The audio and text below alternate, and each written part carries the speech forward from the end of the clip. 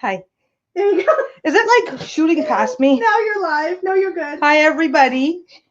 Welcome, welcome. Welcome to the Bruno Show. We just got done eating, so he's like sitting there going, there's still leftovers, right? There's stuff for me. Did you save me some? Did you do it? She got food? It's all done. The food's all done. Okay. Oh, thanks, Whale Song. Yes, it will be amazing and fun. Okay, how's everybody's week been? I had a couple people reach out that I didn't do 5 facts, but I didn't know what to do. I didn't know what kind of facts to do because the topic this week is OOPARTS, out of place artifacts. But I picked a few, but there's like thousands of them. So it's like there really wasn't, I didn't know where to start or what to do. So that just made it interesting. Oh no, I think it's locking up again. Come on, do the thing. Do the thing. Do the thing. Oh my God, I hate my tablet, I think. I hate my tablet. I really hate my tablet. There we go. Let's try this. See what happens. Let's try that. See what happens. Let's try that. Let's try that. Oh, guys, I can't see the chat. Isn't this lovely? Oh my God, I have to. The live's going to keep going, so I'm just going to babble on about what OOPARTS are while I try to fix this. Chat among yourselves because I can't tell anything right now. So anyway, so what is an OOPART? It's an out of place artifact. Now, out of place artifact. This is one of those ones where it kind of. That's what's going on. This is one of those ones where it kind of refers to anything. So it can be anything. Like the Piri-Reis map. I don't know if anybody's heard of the Piri-Reis map. Hey, I can see chat again. Barb's here, and Erica's here, Whale Song's here, Jamie, long-haired, skinny-eyed toe. Everybody's here. Yay, welcome everybody. So anything that really is like anything that based on our current knowledge shouldn't exist is a OOPART. It can be anything from an unusual document to an actual sculpture to certain rock formations to all sorts of stuff. So what am I missing? I'm missing interesting things. Yeah, I can see now, barely now, yeah.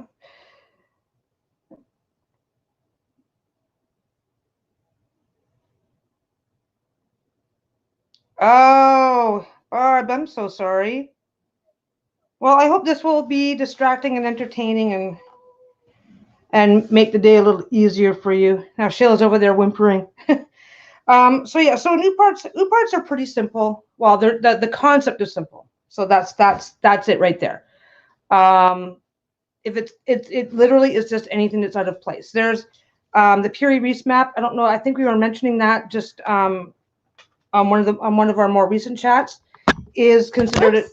She just you yell at me for hitting the camera and you just like flipped it. I just showed everybody your lap. You're welcome. Well, at least I'm wearing pants. Thank God, eh? Yay, pants! I'm wearing pants. So, yeah, like the Piri-Reis map that we talked about, that was the one that we were talking about that shows the coastline of Antarctica. It shouldn't exist because based on what we currently know of the knowledge they had, the knowledge at the time did not include any knowledge of Antarctica. It makes it an out-of-place artifact. So that's a nutshell what it is. Yeah, and apparently Lisa told me I say a lot. So I think we're gonna have to take a shot every time I say so that this can get really. It's funny though because whenever I do a live with you, I don't do that, but whenever I'm doing this, I'm umming constantly. It's like yeah, time travel. Yeah, that's one of the theories. There for every OOPART there are theories. What I actually I found a bunch of stuff. I even made notes. I even made notes just to make sure I didn't lose track of where I was. And I'm actually going to jump ahead of myself to one. I'm going to jump ahead of myself to one that I found because, there it is. I'm going to jump ahead to one that I found because it relates to last week's chat. And this was entirely accidental. You'll notice it's on my second page. But yeah, has anybody heard of OOPARTS previously? Or am I the only one that like is a total, I came across OOPARTS as a term. I used to read all the Chariots of the Gods, Gods Are Spacemen. I used to read all those pseudoscience books that explored these topics. So, you know, and it's, yeah, I used to read all the books back in the day because we had no internet. You know, we had the National Enquirer and the Weekly World News. So has anybody, yeah, okay, so has never heard the term but heard the concepts. Yeah, if you just look it up, OOPARTS, if you just look it up like that as if it was a word online, you'll find tons of links. And if you look it up under out of place artifacts, she's fine. What are you doing, brat girl? This is my brat terrier. Are you looking for food? She's looking for, go get her. Go get her. Placate them with treats. Yeah, all the nerdy channels. So OOPARTS are a thing. But, oh, and of course now we're totally distracted with the dogs. We're going to be making Lisa work hard today because there's a lot of pictures that, like an OOPART is an artifact, is a thing. So obviously there's generally photos and stuff. There's one, and I forgot to get the link for you. Thanks to the internet age, there's so much hoax crap out there that I just focused on stuff that I remembered having seen, mentioned, or discussed in books that I could remember from back in like the 80s before the internet. It doesn't mean that there might be explanations for some of it. There might be logical, reasonable explanations for some of this stuff now too, but at least I know it wasn't photoshopped because Photoshop didn't exist. So that's kind of where I put my attention for this chat. Now, if anybody knows of something, if you guys have got links to share them now. Like share them as we go along. If you've got links to share, or share them afterwards in the chat. Now, and I forgot to tell you that your job today is if you can collect up those links, honey. If anybody shares links, if you can collect those links, we can put them at the end as well. Collect your own dang links. No, no. It's your job. Okay, everybody, say it with me. Do your job. Say it with me. Murder the wife. Next week's eulogy will be. Yeah, a Nokia phone. Didn't understand. Okay, the Nokia phone one was. There's a claim. Can you look up OOPART phone? A cell phone. You should find it real easy. Basically, this came out like a couple of years ago, and it's this claim. Somebody claimed that they found a fossilized cell phone in an ancient tomb and did the thing. This is an example of why I reached back. I just kind of trolled. I remember that one from one of my books. That's why I went back, and yeah. So basically, the first image is looks to be a cell phone with fake Sumerian or whatever, like the type of writing that is would probably be called cuneiform. So somebody found a fossilized relic that looks like a cell phone. And this is the kind of crap that finds its way to the internet now. So yeah, it looks like my 90s phone. Yeah, this is there are a bunch of these that are going around that are just, you know what, if they are real for the sake of, if you know, like there's, it's, yeah, no, it's actually stone. It's actually made of stone that's been carved. So they're like, why would anybody carve it? Why would anybody carve that? Blah, blah, blah. It's like, it's supposed to have been fossilized and found in some ancient tomb. That's what they're called. That's what they're claiming. This one's been, yeah, this has been, oh my, Erica's had a, well, you shouldn't have lost it in that ancient tomb when you were time traveling back to 3500 BC. I'm sorry. You got to be more careful with your stuff, Erica. Yeah, so people like, there's also one of a guy who coincidentally happens to be an electrical engineer or whatever, who found something.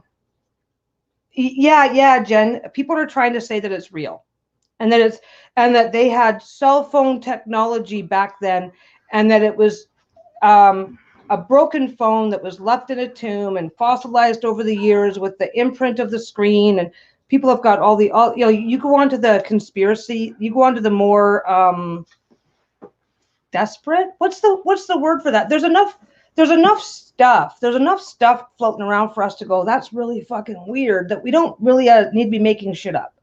But there's groups that, if you don't know any better, you're at a glance and you think it's you could just go. But there's people that believe it's real, because there's people that so badly want to believe in their conspiracy theories that they'll believe anything. But I found some stuff that's been defying explanation for years and years and years. There's one of them that I'm going to do first. I'm going to go out of order. And that one, what did it say? There's one Hun that says Paluxy River. It should be in the links. Okay. I'm going to start with this one because it goes back to our flat Earth theory, because this one got really fucked up really fast.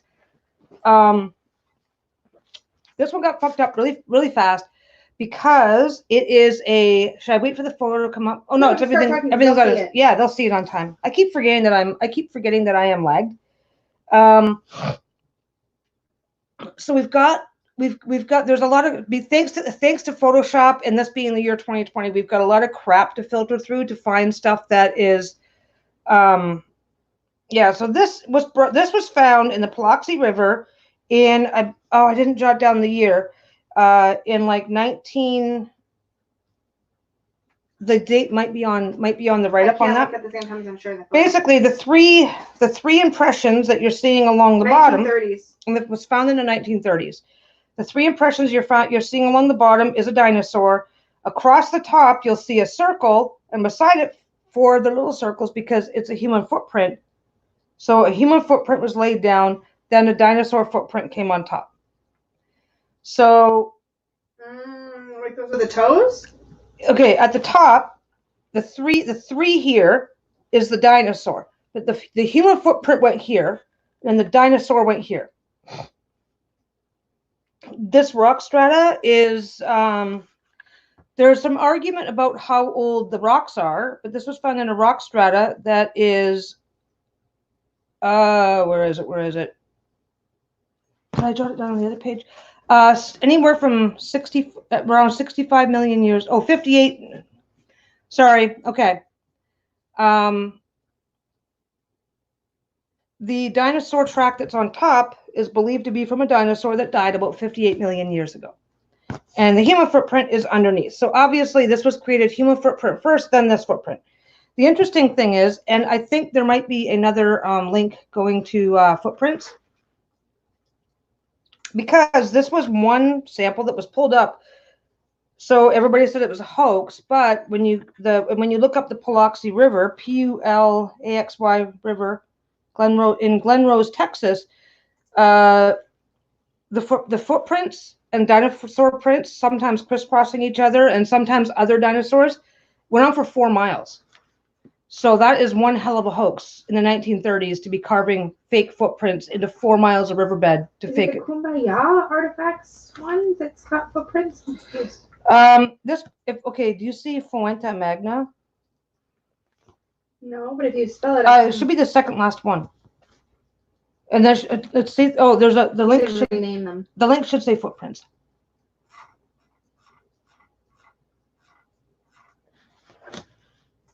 I've got one that says footprints, but I'm not finding footprint photos. Go into that link, and then there should be one that says Paluxy, Pulaxy, or Glenrose. I've got the Paluxy one. Was that the only one you could find? And Glenrose? Yeah, it's near the town that it's near. We're going to be doing this a lot today, guys.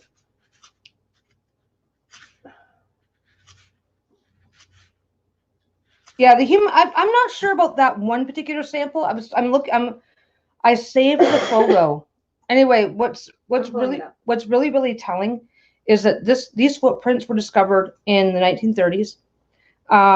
there's two problems that happen with this, and this is why I wanted to show this one first, because it relates back to flat Earth theory. The unfortunate problem is that the flat Earth type, the creationists, where God, the creationists are using this particular find as a really strong example of proof that the Earth is only 6,000 years old. So unfortunately, you'll have to tell me if this is the right one when it comes out. It's going to be a riverbed with footprints running through it. That's it. Okay. This is I believe slate, but this is the bottom of a riverbed, and you can see multiple types of footprints. I'm not entirely sure if this one is supposed to be human or not human, but the one set is mammal. I do know that. So yeah, I'm still waiting for the long lost photo of a man riding on a dino bareback. So the thing is that, yeah, there's a picture. There's tons of pictures of these footprints coming from Paluxy. The reason why Paluxy is problematic, as an example, is the stones were found. These footprints were found in the 30s, and for whatever reason, a religious group, and we're talking about conservative religion, not flat Earth. We're not going all the way that far out, but there is definitely a movement, and there's definitely always been people in the Christian community who believe that everything about archaeology is wrong and that the Earth is only 6,000 years old, and they've been looking for proof.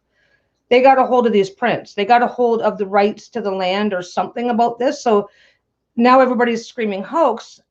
But like I said, the part that fascinates me about this, there's other examples, and Lisa has a list that she'll start scrolling through. The thing that fascinates me is that these go on for over 4 miles, and not one piece, like they'll dig under and take out the slab, but not one slab has a chisel mark on it. They cannot prove them to be fake. They've been trying since 1930s. They have been trying for almost 100 years to prove that these are fake, and they haven't been able to do it. Yes, dear.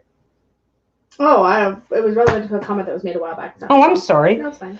Under footprints, though, this is where it gets interesting, because so this one particular example, when everybody talks about, but there's footprints, the modern scientific field is going to go, oh, that Paluxy stuff is garbage. So the one with all those footprint links, did you see that? You didn't rename any of your bookmarks, so I don't know which one it might be. It should be the second last one if they saved in order and didn't. The Dogon's Extraordinary Knowledge of the one before that. Pumapunku? No. The Mystery of Pumapunku, Kumbaya Plains, Baghdad Battery, Sago, Mysterious UFOs. Oh, are you kidding me that I didn't save that one? That was like the best fucking Just tell one. me what it is and I'll search it. What's it called? Is it another footprint one? Yeah, it's so okay. I found a page. Yeah. Okay, just describe it. I'll find it. I had the link. I can't remember. Just doesn't matter. Describe it. Human and dinosaur footprints. It might if you bring it up, it might even just bring it a link that I've already clicked on. It's like, oh, I'm so frustrated with myself that I didn't save that because it was perfect. You probably did, but because the links aren't renamed, I don't know which one is which. Okay, it might be that weird one that I didn't recognize. So, what does the picture show? I'll find it. It's not that simple. Basically, what I found was links. This is not the only example of prehistoric footprints. Look up footprint with trilobite. Okay. Because that might lead you back to the one I found. There are, Creation Museum in Kentucky. I think that's actually where they have these things. What's really interesting, though, is that this is not the only example. And of the examples that I found, only one was clearly a hoax. There's one example of a footprint, and this has been going around for like 50 years. Like I said, before Photoshop, and there is a trilobite. It's a foot outline, so a shoe with a trilobite embedded in the heel. Did you find the original link that I followed? I'm not sure, but I found a few. Yeah, there's one right there. So this one here shows what very clearly appears to be a shoe. Now, here's the thing. I'm not saying that there's not a rational explanation, but I'm definitely saying that that's been dismissed out of hand with no investigation. This stuff comes to light, and the very first thing the archaeology and scientific community does is says it's crap. But just in the heel of this, because people were breaking rocks. They were looking for trilobites. They broke open this rock and found a trilobite and the imprint of a shoe. So was there another one at the same link by chance? There's a bunch of them. I found a site that had a few different footprints. So I can show a couple. Well, if you click through those links that I did save, the one should just have footprints as links down the one side. That should just come right up. I know the struggle is real, folks. The struggle is real. So nobody. Do you recognize this one? Yeah, that's one. Did you want to talk about this one? I don't know much about that one. Oh. Sorry, this is why I'm kicking myself for not having that link. Because ideally, because nothing was. You want me to just show the website? Is there a website you want me to show? Yeah, yeah. Here, why don't you come over here and chat, and I'll go look for it. We're gonna put Lisa on the hot seat. If I can find it, this is just freaking awesome stuff. Oh, it's weird not having the computer in front of you, eh? It's very weird because I'm used to being able to look stuff up. Hi, people. I'm going to entertain you while Peggy's looking for a link that I can't find because I don't know her system. We're just gonna. I'm gonna entertain. Hello, everybody. It's right here. You had it right here the whole time. What was it called? If you look on the second link. What was it called? That's all I care about. It's right here. Okay, we've got it. She's not gonna tell me what it's called though. I'll go figure it out. I don't know how you. I'm a good entertainer. Look at me. I don't know. Did you find it? Just keep it up, and I'll come make it show up. Okay. We got this. We're just gonna sit here. And I don't know how you're gonna show. I know. Yeah. As long as you got the website up, I'll take care of it. Just come back. Come back. Okay. Come back. Okay. I'm coming back. There, you got to see Lisa's beautiful, smiling, happy face. Yeah, you already had it up. See the links that say footprints? Did you see that? Mm-hmm. Okay, she's not looking at me. Yeah. We did it. We did it.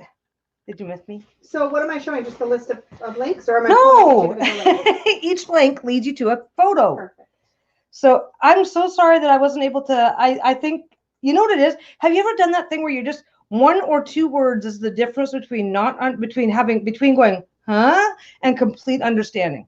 Yeah, that list of links takes you to a series of, each link takes you to a photo of a famous footprint. Got it. Okay, so Lisa's gonna just do what you're gonna do and don't worry about me. Each one of these footprints was found in a different area with varying degrees of credibility. And most of these footprints have been discovered. And like, again, I tried to focus on things. Because there's like thousands upon thousands of things that really shouldn't exist. And we don't know why they do exist. Are you going to be talking about each of these, or should I just randomly scroll through them? No, you can just randomly scroll through them. So this one here, yeah. So there's a mainstream theory and an alternative theory, obviously. The Nicaragua Print. And so this is telling you. Sorry.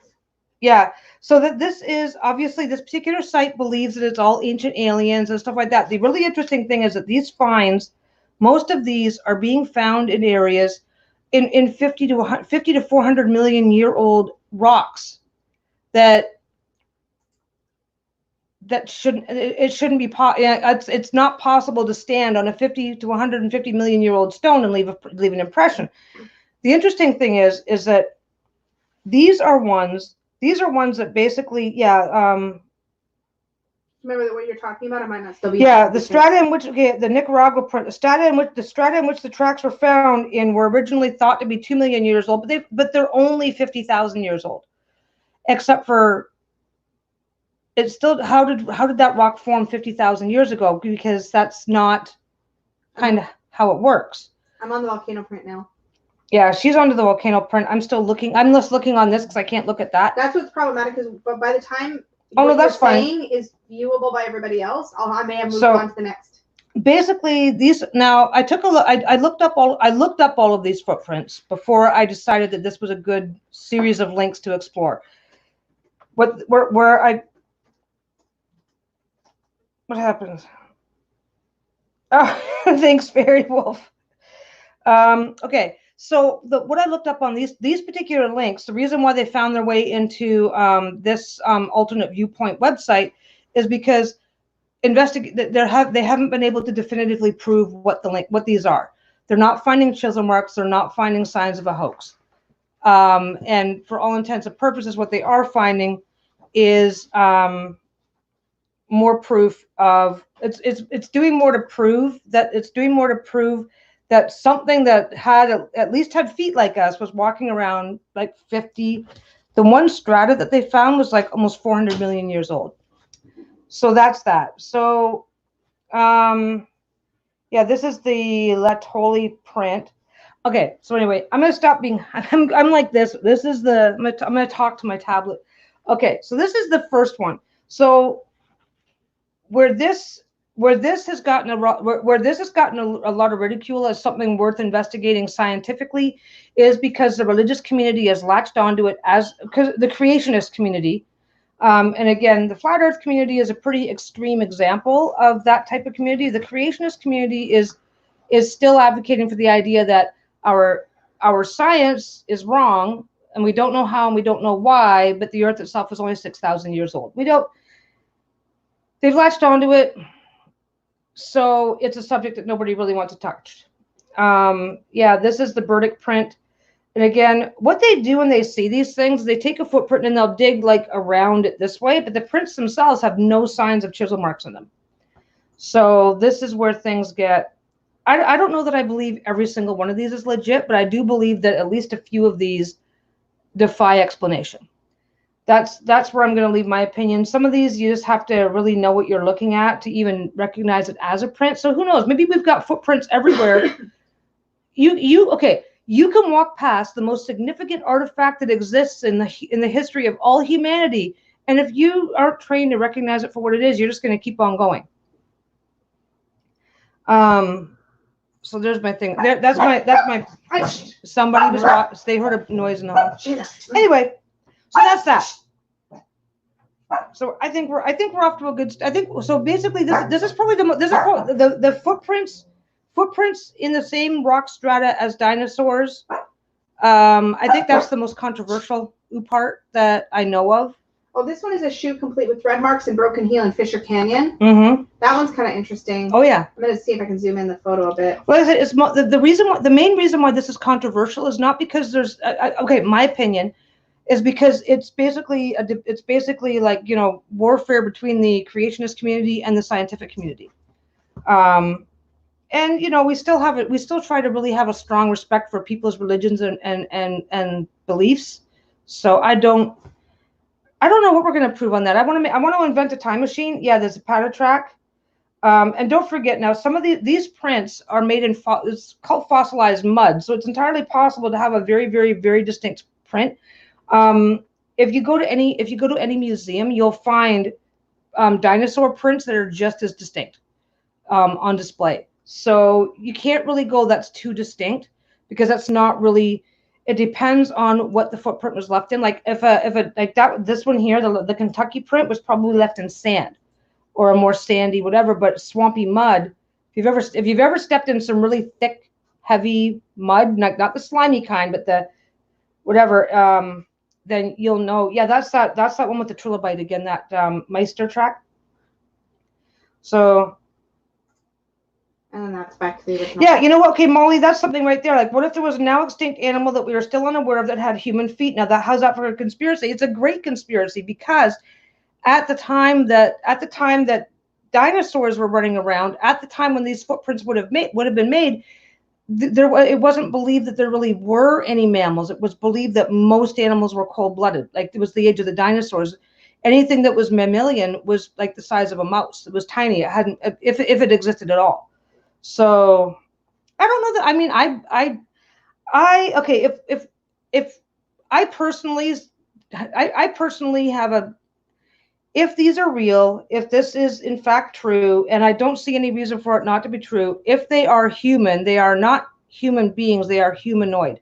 Because let's face it, if there's intelligent life out in the universe and they've had a chance to grow and explore and blah, blah, blah, blah, blah, we've got solar systems that are billions of years older than us. Why wouldn't they have come exploring, walked around for a bit, and then left? It doesn't, I mean, it does fit in with the there's life on other planets theory. So, you know, whatever, like, you know, maybe we were a big giant zoo for them billions of years ago. Who the hell knows, right? But I don't know that I don't know that we're not going to be able to look at these and say every single one of these human looking footprints was an actual human being, but there's definitely more to it than they're willing to even take the risk of taking a look at. Anyway, so my next one, since we've already kind of ended in the Jurassic, Triassic, whatever, going back to the very beginning, is the ʻperəʻnôrm Temple. That should be the very first link. Are you clicking around on all the things? Yeah. I'm going to wait for the photo to come up with this because I need to know is which picture you want up, or do you want the whole website up? Because I usually just do pictures. So yeah, bring up the website and then just scroll for the picture. Okay. I'll do it any way you want, but that's the one I've already found, and it includes a description in case I'm forgetting, in case I don't have enough in my notes. Okay, but has anybody? Okay, I'm gonna keep going that, like, I mean, because like something that qualifies as an OOPART could be something that everybody's already aware of and just doesn't realize where it's classifying from. But yeah, if only 20% of it is real, it's still significant. You know what? If even 0.01, if even only one footprint is a humanoid footprint, it changes everything about how we view reality. So this is the next one, and this is at the ʻperəʻnôrm Temple, and this is in Cambodia, and it had a weird reference. If anybody's heard of Angkor Wat, it's a temple complex in Cambodia, very ancient. It was discovered in the 19th century, and apparently this is one of the temples in the complex. There's other pictures of that as well.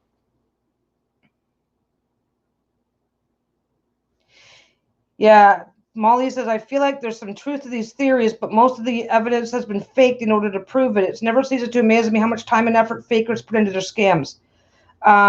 Fakers put a lot. Anyway, this temple was built in the 12th century, and up and down various walls and pillars are animals. And this is the animal in question.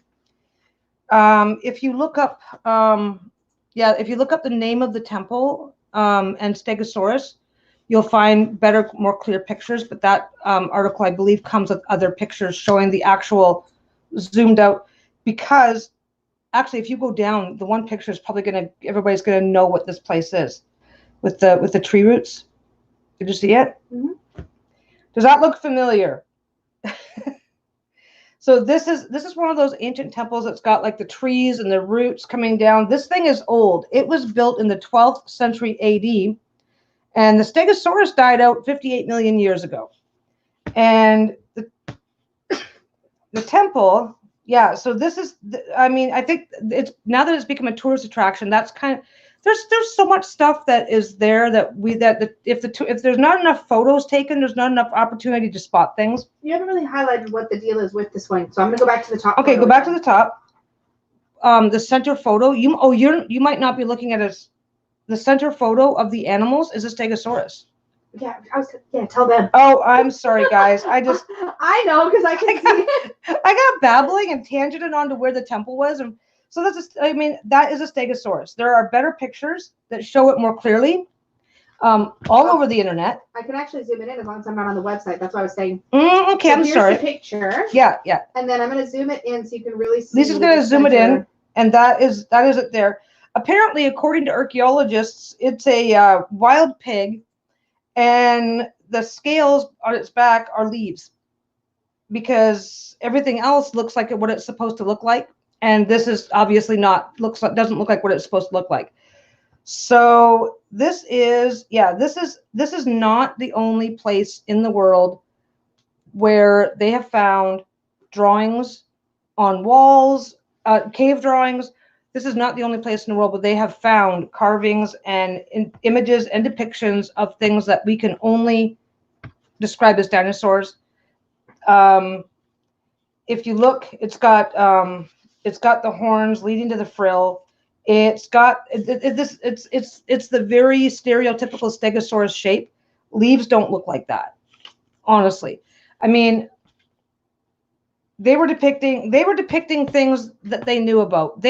We're talking 12th century AD. They don't go and dig up a bone and know what the entire. They're not in that thing, right? So, yeah, and it's only and there's no proof as to when the entire complex was built. So there's no actual proof as to when this particular temple was built, but the assumption is around 1200s. So, in the 1200s in Cambodia, there was apparently something that looked like a stegosaurus still running around because they knew what it looked like to make a carving of it. So that's, yeah. If you look up dinosaurs in ancient culture or something along those lines, you'll find tons of pictures. They're just all over Google. They're really, really easy to find. So,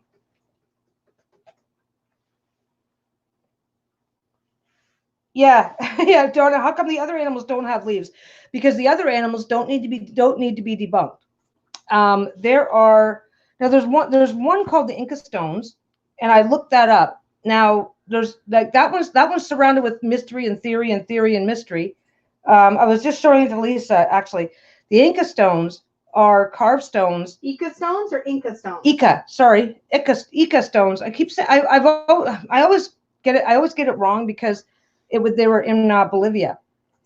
You know, Inca Maya, blah blah blah. That Ica is the name of the town that they're from. Are you finding them? Mm-hmm. Okay, this next one comes with a conspiracy because these stones were first found early 1900s, and a local doctor found out about these stones and started collecting them. No big deal. Then black market, you can go to prison for selling antiquities in countries like Bolivia. If you find an artifact in a country like that, you're expected to turn it over to the government. So this guy's collecting them, buying them off of somebody who claims to have found them. The doctor himself that started collecting these says that he saw the original cave where they came from. They were all hidden in a cave. Okay, there are apparently over 10,000 of these. And he has a massive collection of over 1,000 of his own. Then, unfortunately, tourism started to happen. This is not too far from Nazca. So if anybody's heard of Nazca, Nazca itself is one giant OOPART because nobody knows how or why the Nazca lines. I'm sorry. Okay, guys, stop me if I say something you don't know what I'm referring to. I have a really bad habit of just saying shit and then you go, oh, well, what was that? Okay, I'll find you a photo. It's like, we'll find you a photo. It's fine. Anyway, these are called... Sorry, am I supposed to be looking at Nazca or are we talking about the rocks? The Ica stones. Yeah, if you just look up Ica stones, there's thousands of them. You just said you were going to pull up a photo of Nazca? If they want to... You guys want to see a photo of Nazca? Nazca, Peru? Just so we know what the reference is, because I don't know what the reference is. The Nazca lines. It'll be self-evident. As soon as you pull them up. I've shown them to you before. So I'm pulling them up. I'm sorry. I'm making assumptions. She's sitting over there trying to think of ways to kill me. I can tell. Oh, I've already thought about it. Okay, so these the Ica stones, Ica or Ica.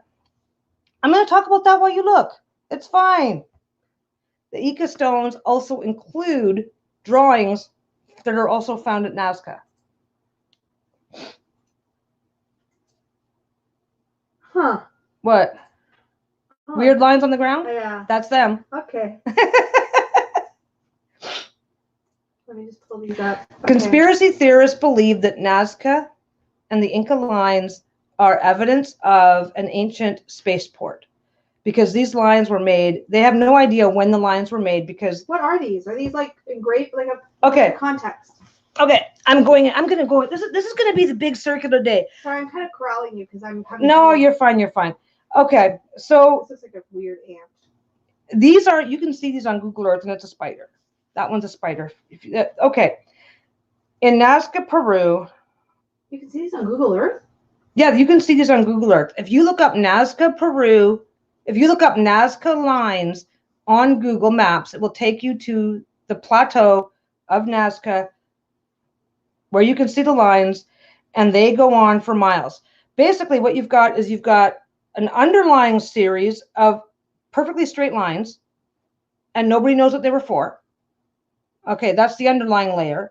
And then on top of that, you've got a layer of spiders and monkeys, hummingbirds, and various animals all carved into the landscape. So, all the legs were there, Molly. They were all there. All the legs were there. There's various photos. You can actually look this up. Anyway, the reason why I jumped ship from the Ica stones to this, the Ica stones are depicting some of the same images that are, and the Ica stones, the controversy with the Ica stones is that once locals became aware of how interested tourists were, they started faking them. Because it was profitable. These are poor farmers trying to feed their kids and gullible tourists willing to spend money on anything. So it became a business.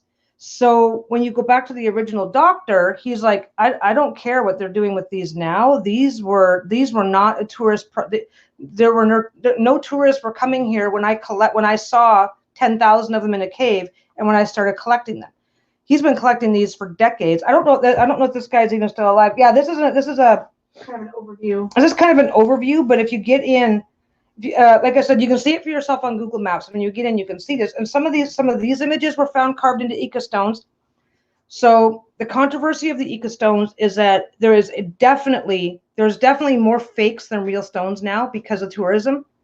But the original stones that were originally collected, there is absolutely nobody knows.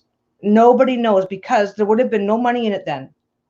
So who proactively carves and collects thousands of stones on the hope that tourists might stop by in a decade or two?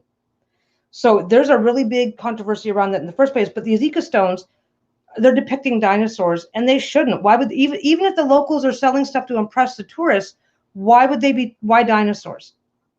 This is completely out of place. So yeah, that's why provenance is so important in archaeology. So anyway, the Ica stone. So we start with our Stegosaurus in Cambodia. Then we go halfway around the world and we find depictions of dinosaurs in Peru. And then we find those back up actually. Huh? I'm gonna pull those back up. The Ica stones. The Ica stones. The Ica stones are better depictions.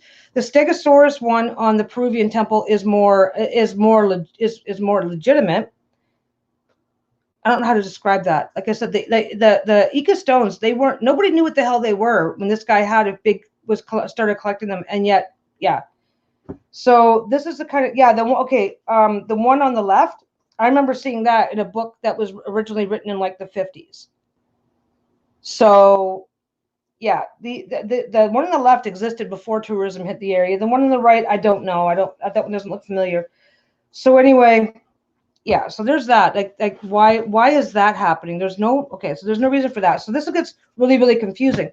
But when you start looking it up, and you can look it up, just look up dinosaurs in ancient cave art. Dinosaurs, you find so many depictions and it makes no sense. If human beings have only existed as a species for, I think as a species, we go back about 50,000 years. And at that point in time, we're still evolving.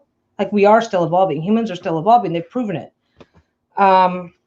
Yeah. So this is various cave paintings and cave art and stuff like that shows, and it just gets weirder and weirder when you start looking into this, because 50,000-year-old cave paintings showing a mammoth makes sense because they've proven that human beings have hunted mammoths.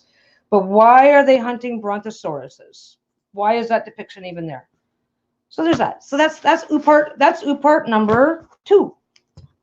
That's number 2, isn't it? Okay, we've done that one. What was number 1? The footprints. That's number 2. Was the Ica stones? Are we having a good time so far, guys? What's provenience? Tarot Cat Moon says provenance. Provenience. Luck. No, provenience is so important in archaeology.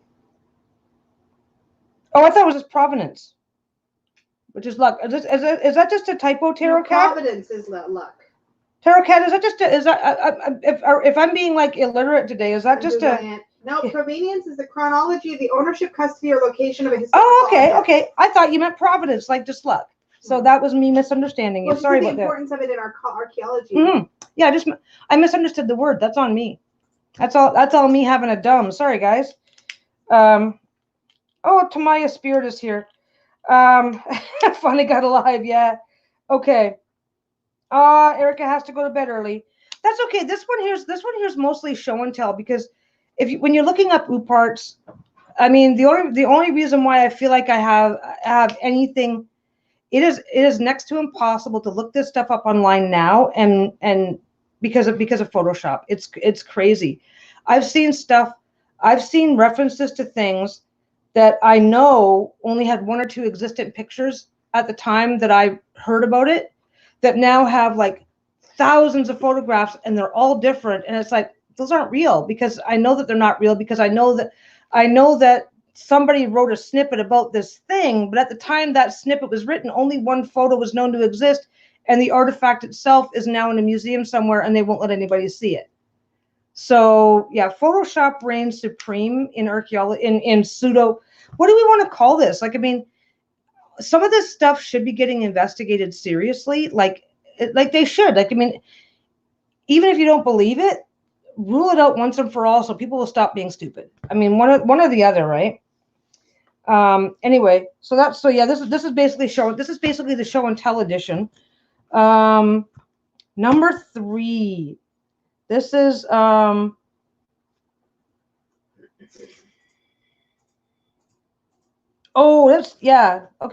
Let's go in order, because the London Hammer, that's a fun one. The London Hammer is not the only artifact like this that exists. There are literally thousands of them. This is the most obvious because it's still partially embedded in stone. But I have seen photos of other things while they're still partially. I've seen photos of things going, oh, this was found embedded in a stone. It's like, well, where's your photo of it proving that it was embedded in the stone? I mean, this dog was once embedded in a stone. Like, anybody can say that. It's true, right? Okay, this is called the London Hammer. London being London. What was this? Texas.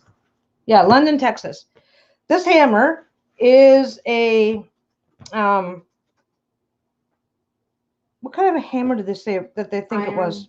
No, it's like flat on both ends. So it's like a mallet. Not really like a mallet, like narrower than a mallet, but both ends appear to be likely flat. Okay, this was found in 1936. So again, we're talking Photoshop doesn't exist. I've seen, and again, I'm sticking with stuff that I have seen photos of this hammer before Photoshop existed, before Photoshop and the internet, well, before the internet existed, right? So that's why I'm focusing on these types of artifacts, because I've seen photos of them, because I'm fucking old. Basically, I'm old enough to go, I saw this before, I saw a photo of this before the internet existed. So I'm more willing to, I'm more willing to believe it's possible that it's, yeah. I'm more willing to believe that there's something seriously funky going on here. Anyway, so this hammer was found partially embedded in rock. There is a second picture that I couldn't find a clear photo of it on the right hand side. So on this side of the hammer, there was originally a piece of rock that went up and over as well. This was found. This is fully embedded in the rock. It's not just stuffed in. She is an artifact. I hate you both. Molly, go stand in the corner. Oh. I'm not an artifact. I'm just old as fuck. There's a difference. Anyway, okay, so this hammer is really interesting for a whole lot of reasons. It's embedded in rock, and that rock is believed, there's arguments about the age of the rock. It's anywhere from 65 to 400 million years old. The handle, the top part of the handle, which there's only really a few photos that show it from the top, is partially fossilized. I think I've got a photo that shows it from the top here. The head is 96.6% iron, and it has not rusted since it was found. The iron content in this hammer does not match the iron content that metals were made of in anywhere. We do not make hammers with 96 points. We do not make hammers with this type of thing, and we're not able to make hammers that don't rust. Yeah, there's a better photo of it showing it from a different angle. So the very top part of the hammer, which would be on your right, which would be on your left hand. I keep going left and right, and I'm getting them all mixed up again. Ever since I hit menopause, if I say left, I mean right. If I say right, I mean left, and I actually have to stop and think about it to get it right anymore. If anybody else is experiencing this, something has to just go into reverse. Yeah, it seems to be. I'm blaming menopause. That's all there is to it. If I have to be fucking old, then I get to have an excuse. Okay. Anyway, hi Kay. Oh, it's summertime. Oh, summertime. You're a relic. All right. See. We have classifications now because we're so fucking awesome. That's just the end of that. Anyway, so this particular hammer, apparently the story goes, was that for years, they just thought it was a cool sample because it had a piece of wood sticking out of rock. They had no idea that there was a hammerhead inside until they, for some reason, either dropped it or whatever, or noticed a crack and decided to crack it. And this is what came out. So one of two things is going on here. Either there is something really, really, really screamingly significant that we don't know about rock formation, or this is a 35 million year old hammer. Take your pick, because something's really fucked up here, because they have actually submitted this hammer for analysis and confirmed that it's embedded in the rock. So they have confirmed that this is real, and they have no fucking idea how it happened. They have not been able to match it to any known hammer that exists that it was in use at the time. Yeah, there it is. So that was the original rock that was on top of the hammer. There was more to it than that though, because it was my understanding that this, or maybe I'm thinking of a separate one. Okay. I remember, because I'm old, there was like a book or a magazine that I bought one time just for shits and giggles, and that's all that was in it, was photos and stuff like this. I think it was a book, but anyway, this is not the only one. There are thousands of these things kicking around. The thing is, like, there was a lady. Okay, back in the day, we heated our houses with coal. You bring in the coal, and then what you do is you have a hammer, you break up your coal into smaller pieces, and then you put it in your stove, in your furnace, to heat your home. Quite often the furnace was a pot-bellied stove in the middle of your living room. It wasn't always, you had to be rich to have a furnace. Otherwise you're burning coal in the comfort of your own home. People breaking open coal to heat their homes and finding bits of chain, bits of bowls, all kinds of shit in coal. Who said what? Somebody said an interesting thing and I missed it. This was found in Texas, London, Texas, in 1936. Apparently, it was just found. A couple was going up. A couple or a family, they were going out for a walk, and they found it. They just found it on like the side of a hill in some rocks, and they kept it. The story is that they just kept it as a curiosity for close to 40 years before, for one reason or another, they decided to break open the rock, and this is what they found inside.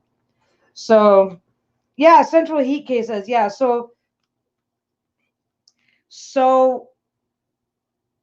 the reports, if you look up out of place artifacts found in coal, you'll find thousands of stories. It's because millions of people heated their homes with coal.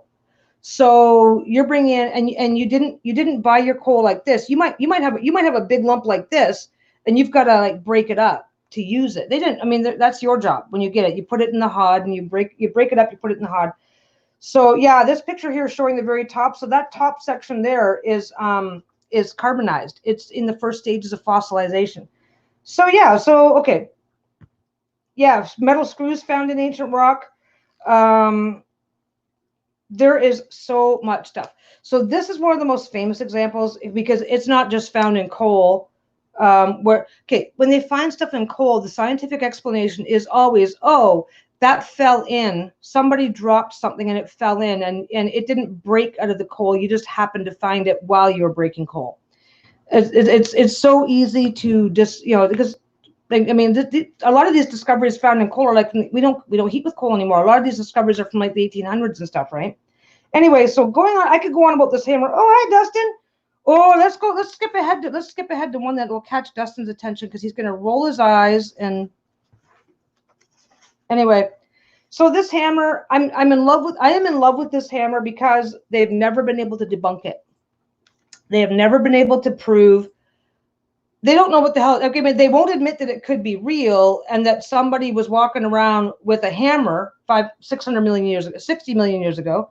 They're not going to admit that it's real, but they can't figure out how it was done. So that I'm in love with that hammer. Yeah, I wish my grandmother was alive to ask about the coal. Apparently it wasn't considered surprising to find the odd bit of chain and all kinds of shit in the coal. So there's that. I'm gonna skip ahead. Dustin's here and I want to piss him off. Okay, no, not piss you off, for real, son. Wow. Can you go to The answer to that question is probably no. I'm just kidding. I didn't save it. What? Just tell me what it is. Describe. I'm not sure if I saved a link to it because I did so. Okay. Give me more information right now. I didn't write it down. I don't care. Just describe. UFOs in classical art. Thank you. And there should be a link to that in that list that I gave you. Oh, you got to stay for this one. Okay. This one here is out of place artifacts / conspiracy theories. And don't worry, I'm not forcing anybody to believe me this week, Dustin. Nah, I'm not pissing Dustin off for real. There are, and some of these you may have actually seen for yourself. There are in certain pieces of classical art. So we're talking art that goes back to like the 1400s. There are depictions that are suspiciously similar to descriptions of UFOs. Did you find it? Yeah. First one's up with the what looks like a UFO casting beams down. Yeah. So Lisa's gonna bring one up. It's already up for everybody else. So now that one, honestly, Dustin, this is where my I don't know anything about art shows up because I don't know anything about the photo. Yeah. Okay. Oh man, I thought I was going to annoy you because I know you love you love classical art. It. Why would you? Well, no, not annoy you in the angry way, just annoy you in the kind of way, because I like doing that to people because I'm an asshole. So this is one of those photos, and it looks, so it looks like a solid object, which is really weird because. Oh, sorry. Go ahead. The Nuremberg, that one there, I couldn't actually find what they were trying to refer to. So if you want to go to the next one, the Nuremberg engraving. Yes. Oh my God, that was the one I was looking for. Geez, I should have glided you earlier. That's the one that has the airship up in the corner, right? Let me go find that. What's it called? The Nuremberg engraving. Nuremberg engraving. It has a distinct airship up in the one corner.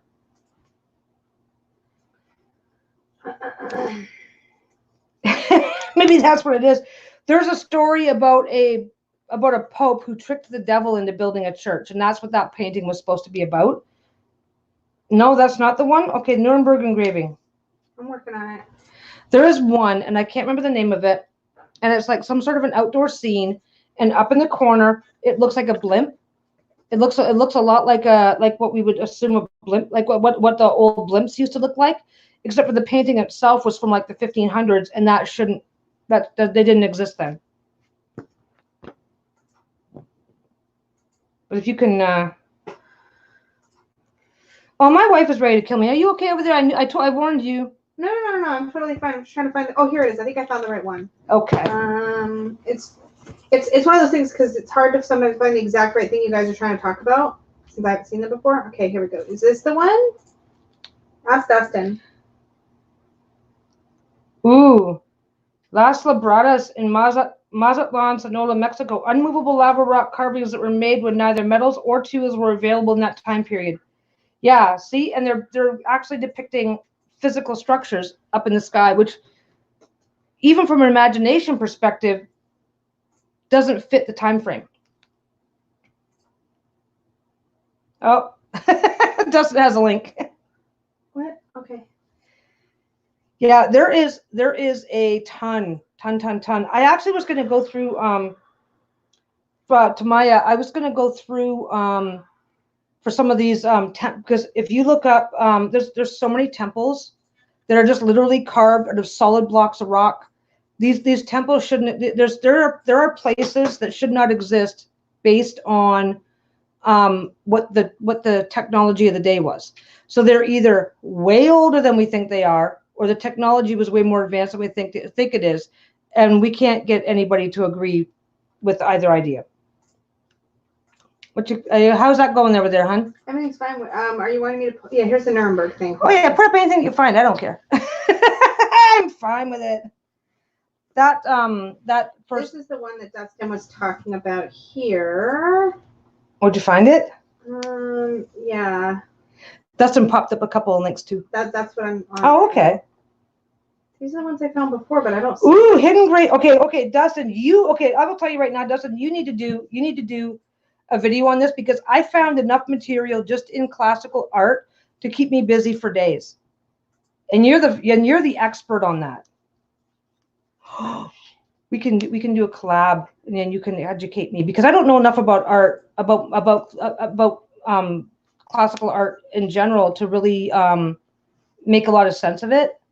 Because I don't know what is allegorical references and what is this shouldn't be here. So is this the Nuremberg one that he's talking about? I don't know. You'll have to confirm.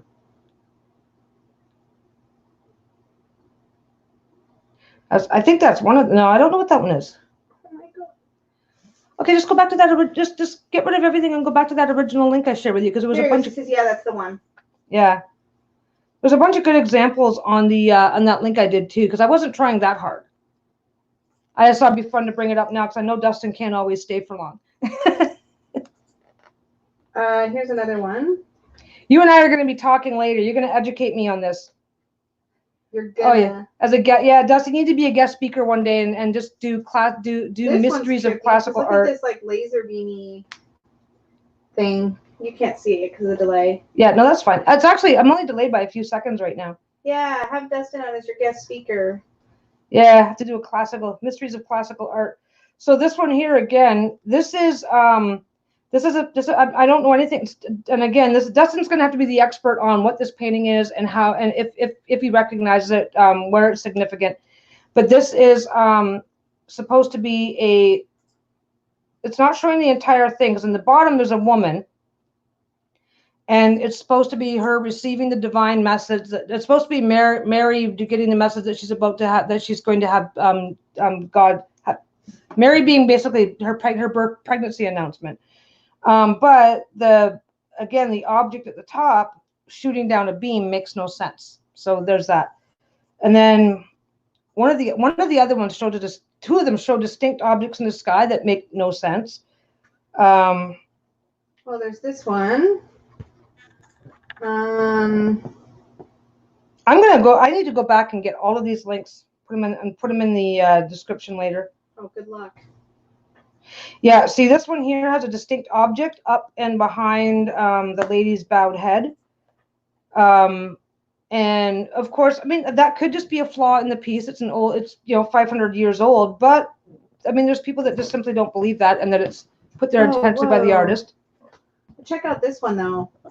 This one's like Jesus on the cross. And then to the left and the right, they look like they're. Oh, yeah. And a close-up of those shows that there's people. Yeah. These are supposed to be, apparently, they look like jellyfish hanging up near each hand.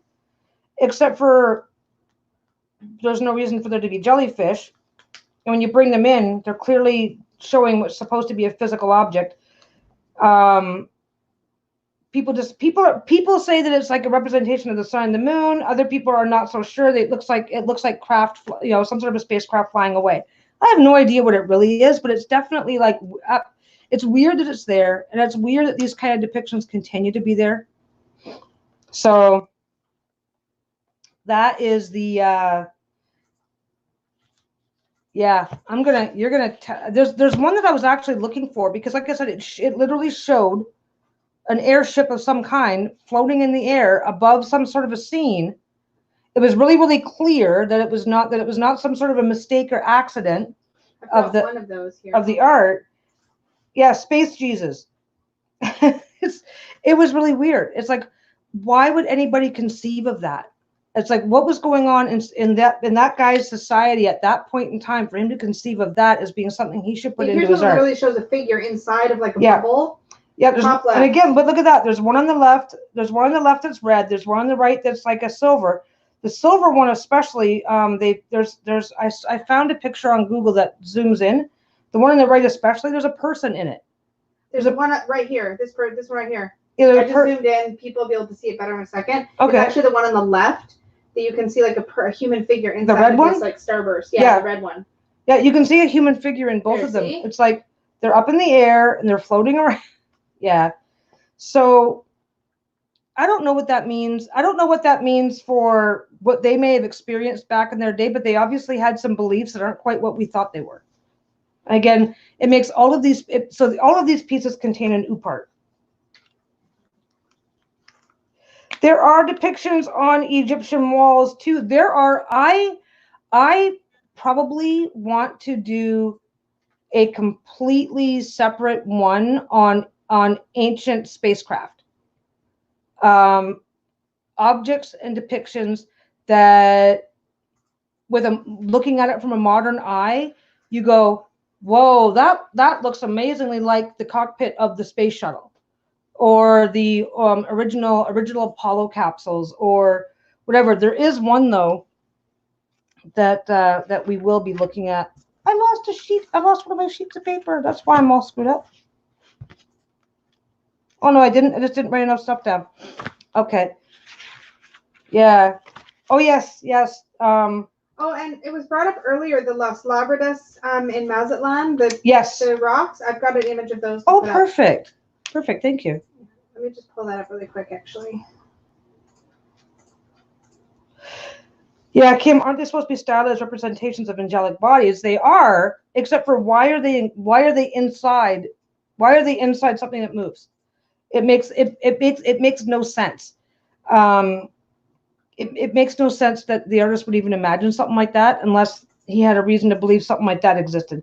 And again, some of these things are explainable, but it's just that we wouldn't know what the explanation might be.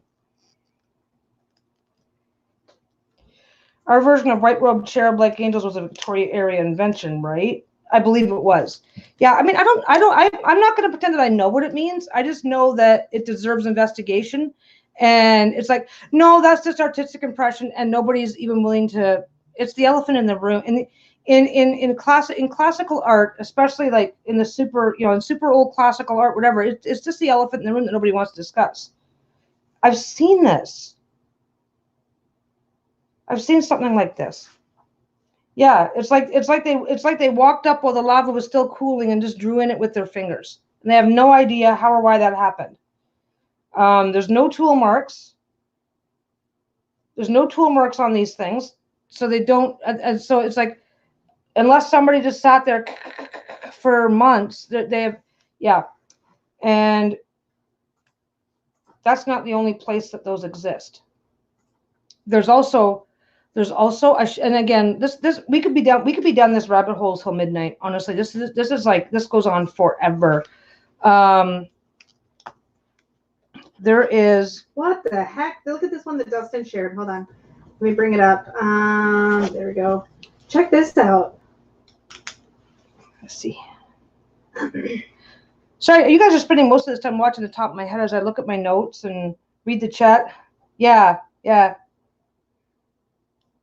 And look, but look, following behind, there's more. And the people on the ground are just like, la la la, this is normal. It's very interesting that it's very interesting that the descriptions of the religious experience is one thing, but the depictions include having them inside solid objects.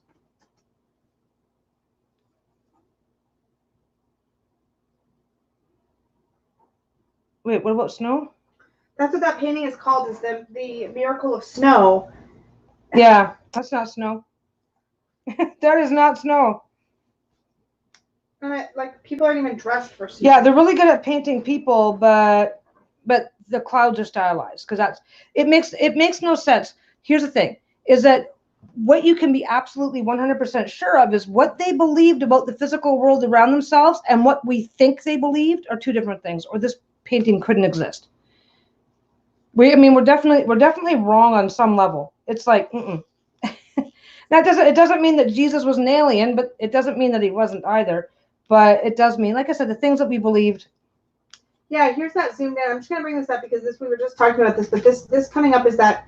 Oh no! Oh no! Oh no! What'd you do? No, it's okay. I have multiple windows. It's just a lot. He's just doing One things. second. Oh yeah, you can't just arbitrarily start closing things, or you'll. Or your street goes bye-bye. All right. Tell Lisa not to press too many buttons all at once. This could be a problem. Who said that? I'm saying that. Why are you glaring at me? Put down the knife. Put down the knife, damn it! Blank, intervention, please. There you go. That's a close-up of those two little... yeah, that's a close-up of them side by side. Come on, tell me those aren't spaceships. Give me a break. Well, yeah, and why... Okay, regardless of what they are or are not, why would they believe that that is what an angel needs in order to travel? Makes no sense. Angels have wings. They just fly away. Why did they need this? Why does it fucking look like Sputnik? Why does it look like Sputnik? What's Sputnik? Sputnik is a Russian satellite. Yeah. I should have known that. Anyway. Oh, well. Okay. Yeah, I have no idea what they're supposed to be. Space wombs. There you go. It just makes no sense. It makes no sense that would be considered a realistic depiction based on what we thought they believed. So we either need to investigate. We either need to investigate what they were depicting, or why they believe they should be depicting it like that. There's something missing. Anyway, so that's art class. That's probably tapped my ability, my imagination. There's a whole bunch of other stuff in the art world, because like just Da Vinci alone is surrounded by so many conspiracies. So let's continue with show and tell. What's the next one? The Baghdad Battery. Do you still have that one up? How many links do you have open now? Don't ask.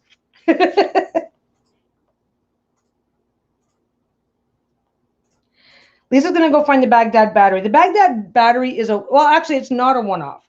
At the time I first read about it, it was a one-off. It was the only one that existed. It was really controversial. And since then, okay, I'm going to tell a story. Let's go into story time. Okay, the Baghdad Battery was found, blah, blah, blah, and I'm not sure when. Let me see what I have here. It's 2,000 years old. Okay, the Baghdad Battery is 2,000 years old, and when it is put together properly, it creates enough current, 1.1. I don't know anything about electrical amperage or stuff like that. 1.1 volts or something. It's enough to facilitate electroplating. We discovered batteries. Now this is like a reproduction of what it looks like. And there's I just stuck with the reproduction because it looks more clear. Because here's where the story goes. And does it mention? Are you on to something that mentions when it was discovered? I think it was discovered 250. Hold on. I think it was 250 CE or BCE. Hold on. No, when we discovered it. Oh, I'm sorry. We only discovered it I think we discovered it like 99. 1999. That can't be right. Your link doesn't have a lot of information, babe. Okay, no, that's fine. That's fine. Okay, so 1990s. Here we go. Here's the Wikipedia. So we discovered the Baghdad Battery, theorizing. Now this was a really interesting story. This is really interesting. Okay, from my memory of how things went down, Baghdad Battery gets discovered, and it is thoroughly debunked. I mean, they just debunked it to death. It's like, no, it's not a battery.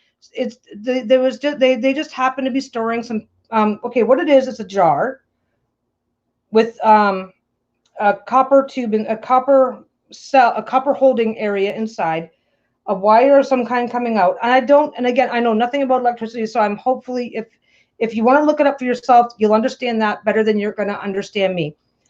You fill it. If anybody is old enough to remember when you used to have to put water in your battery to fill it back up, distilled water. But anyway, so it's a wet cell battery.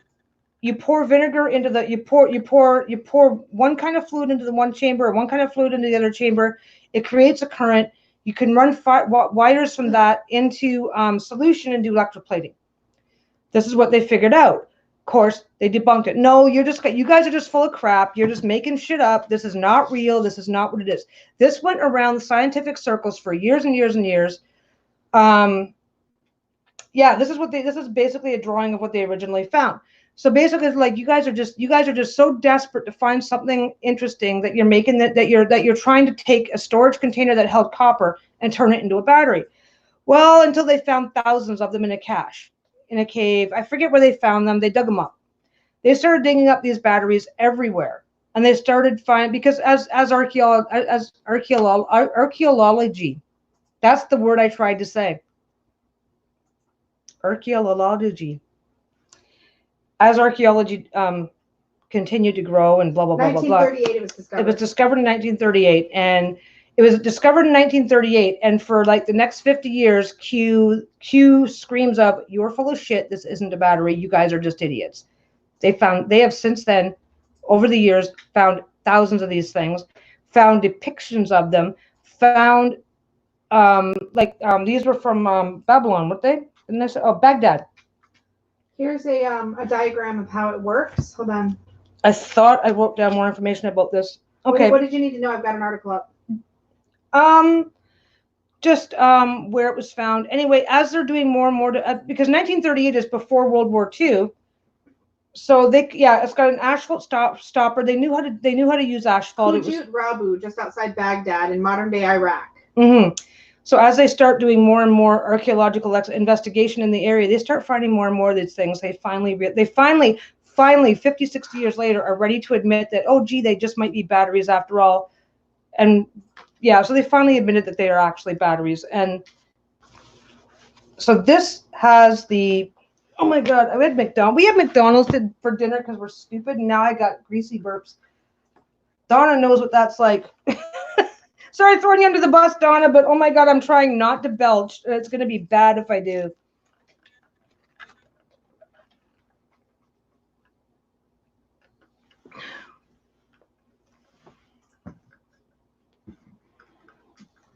So, we get to see the Google. We're watching your Google search happening. Okay. Anyway, I'm just following Dustin's instructions. So where this gets really exciting for me is that back when I first heard about this battery was still when people were saying everybody's full of shit. So in my lifetime, I have seen an OOPART become an actual artifact, which is really fucking cool. Because what they realized is that some of these cultures were able to produce. What are you doing? I'm having a problem. Everything's fine. She's having a problem, but everything's fine. We just get to watch this for a while now while your computer spazzes. My computer's spazzing. Can you guys hear me okay? Oh, something's happening. Your Chrome just crashed. That's what's happening.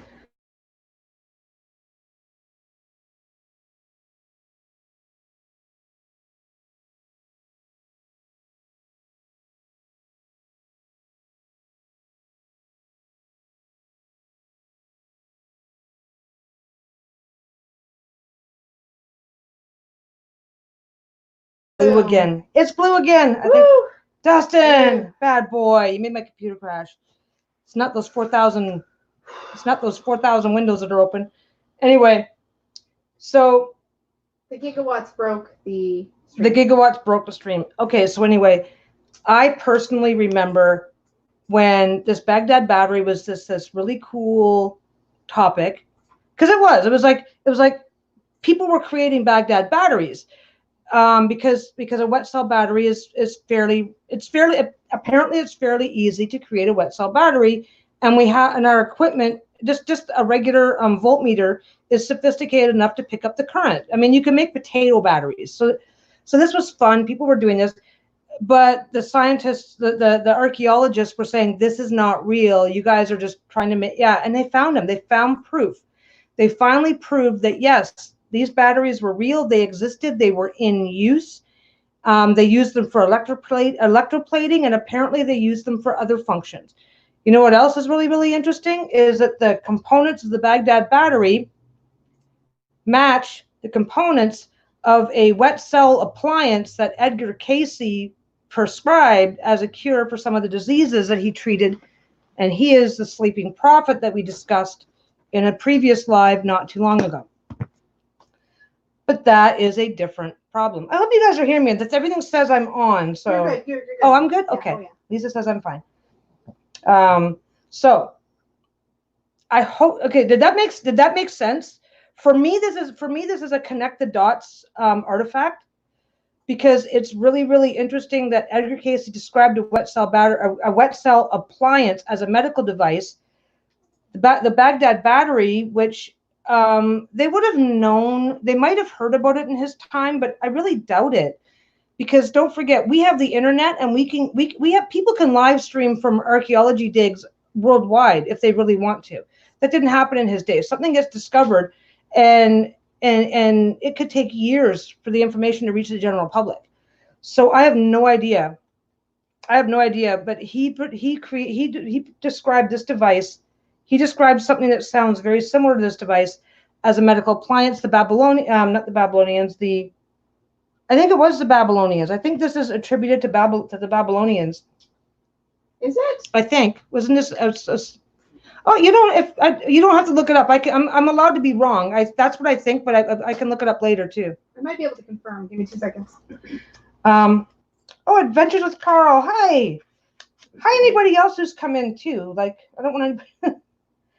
Okay, so it's considered to be from either of these periods, either the Parthian from 150 BC to 220. 150 to BC, or the Sasanian period, which is 224 to 650 AD. Okay, so anywhere from 150.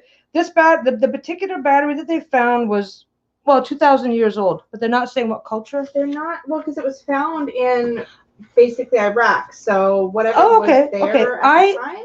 I don't know why, but I have it in my head that it was originally attributed to Babylon as a Babylonian invention. I could be wrong. I'm not too worried about that. There is the batteries of Babylon, evidence for ancient electricity. There is some references that imply that it might have something to do with Babylonian technology. Yes. Okay. So anyway, this one is near and dear to my heart. It's kind of because, and like I said, because it went from OOPART, very much shit upon.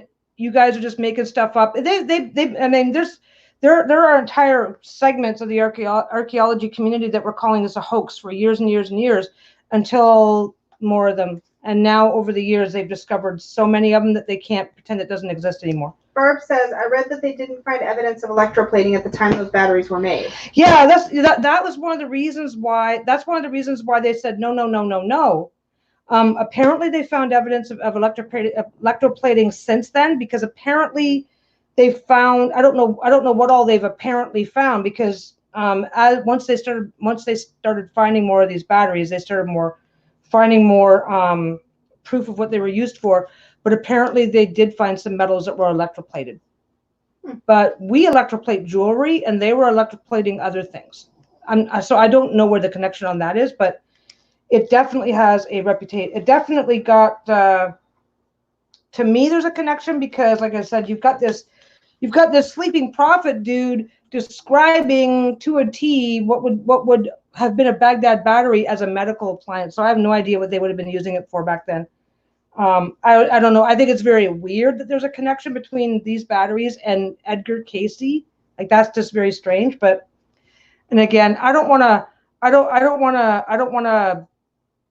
It wouldn't be surprising to me if there was a huge freaking connection and we're just all like not paying attention. But yeah, so that is the Baghdad battery. That is an OOPART that became an artifact. So that one is one of my favorites. Okay, yeah. Let's do, okay, what time is it now? It's almost 7. We'll skip that one. Let us do Quimbaya. Ooh, fun fact, 70, the Baghdad battery, a 2,000-year-old jar with a stopper. Oh, I looked, this is why I'm doing this, because I'm not, some of these photos I'm not seeing until you put them up. Oh, Quiet Butterfly, hi. I'm trying to say hi to people, but I'm also just dumb and don't, yeah, so if I've missed anybody, I should just say that like every 5 or 10 minutes. If I've missed anybody saying hi on the way in, then hi. Sorry, guys, I'm loving it today because we had things to do. This one when we first got married. I showed her this years ago. Years and years ago. That was a long time ago. Long time. Almost like a life sentence, isn't it? Kind of, yeah. Yeah. When do I get parole? Oh, my life sentence, not yours. You don't get to take my soul to make it yours. That's not how this works. What are you even thinking? Just talk about the damn gold butterfly plane thing. She doesn't even know what to do with herself. Focus, man, focus. I love you too, sweetums. We have a saying around here: "Love you like typhoid." Love you like typhoid. Love you like typhoid. You know what? This has been. I love you like typhoid has been an inside joke for so long that I forget what the original joke was. No idea. But yeah, it was like. You used to call me your little ball and chain. I used to call her my little ball and chain. She loved that one. Why aren't you smiling? You called me that before we even got married. You let me. Okay, focus on your chat. Okay, this is. Did you find there should be if you scroll? Oh, are you being picky? You want a different photo? There should be one with there should be a multi photo. Yeah, I thought you wanted to talk about the close up one first. Okay, this little guy is from Quimbaya, made of gold. Some of these were made of. Some of these were. There's actually two OOPART issues with these. So these are found in South America. Do you want the zoom out photo first? No, I did really bad notes, is what I did. These are found in Colombia. These are made by the Quimbaya civilization culture dated around 1000 CE. A few of which. Yeah, 1000. Yeah, so these come from CE. Oh, Common Era. So 80. Yeah, Common Era. 1000 CE. Yeah. Yeah, yeah, I've been known to call my kids tumors on my thigh when they would cling, cling, cling. Yeah, okay. See, you get it. You get it. Yep, I love my wife like typhoid. You know, because you just can't. Once you get it, you have it forever. I forget. We can't. We even asked the kids one day. I was like, "Where did that joke come from?" It's like, "Oh, we don't remember." You were just being an asshole one day. I don't know. I think the kids actually started that one. No, you started this. Did I? Oh, I probably did, but not probably. Okay. Fine. She's just gonna sit there. Talk about your objects. Talk to the hand. Talk to the hand. Okay. So this is a toy bird. It's not an airplane. It's a toy bird because these toys existed. These were toys. They existed. They were birds. They were toys. 2 to 3 inches long, made of gold. Now, okay, so as a hoax, this is a very expensive hoax. There's more than one of these, and we'll show you a few pictures. They're made of something that the Spaniards called tumbaga, a form of gold, and I did not write down the other metal. Gold and tin. Yeah, that's what we're getting, Barb. Yeah, models of this plane. This is one of the ones that they made a model of this. They made a model of this plane and tested it tested it in an air chamber. It was properly aerodynamic. Threw a motor on it, electric motor, I think, and it flew. But it's a toy bird. It's not. So you cannot even get archaeology to even look at these. And admit that they're real. They're made of a material. They're made of something called tumbaga, which is a gold and tin, I think it is, mixture. Thing is that some of these are almost solid gold. Some of them are no, it's a gold bra. Anyway, it is a combination of gold and another metal. I wrote it down, but I can't. I thought I wrote it down and I didn't. So it's simple metal. That wasn't the only one. They have found hundreds of these things. They're not very big. They probably were toys. 2 to 3 inches. 2 to 3 inches long. They probably were toys, but they were passed off as being alligators, fish, birds, bugs. One looks like an airplane from like World War I. Yeah, it looks like a propeller on the front. It looks like an airplane with a propeller on the front, but they're birds. They're not real. They're not depicting. We would never do that in our modern culture when we make flying flying toys for our kids, we would, you know, it's like, you know. Oh, Molly saw these on Ancient Aliens. We've only watched like 3 episodes of that show so these far. have been kicking around the OOPART world for decades because they're gold. They're an expensive fucking hoax. They are, for starters, the metals that they're made of is difficult to reproduce because of the way they're combined. They're not even really sure.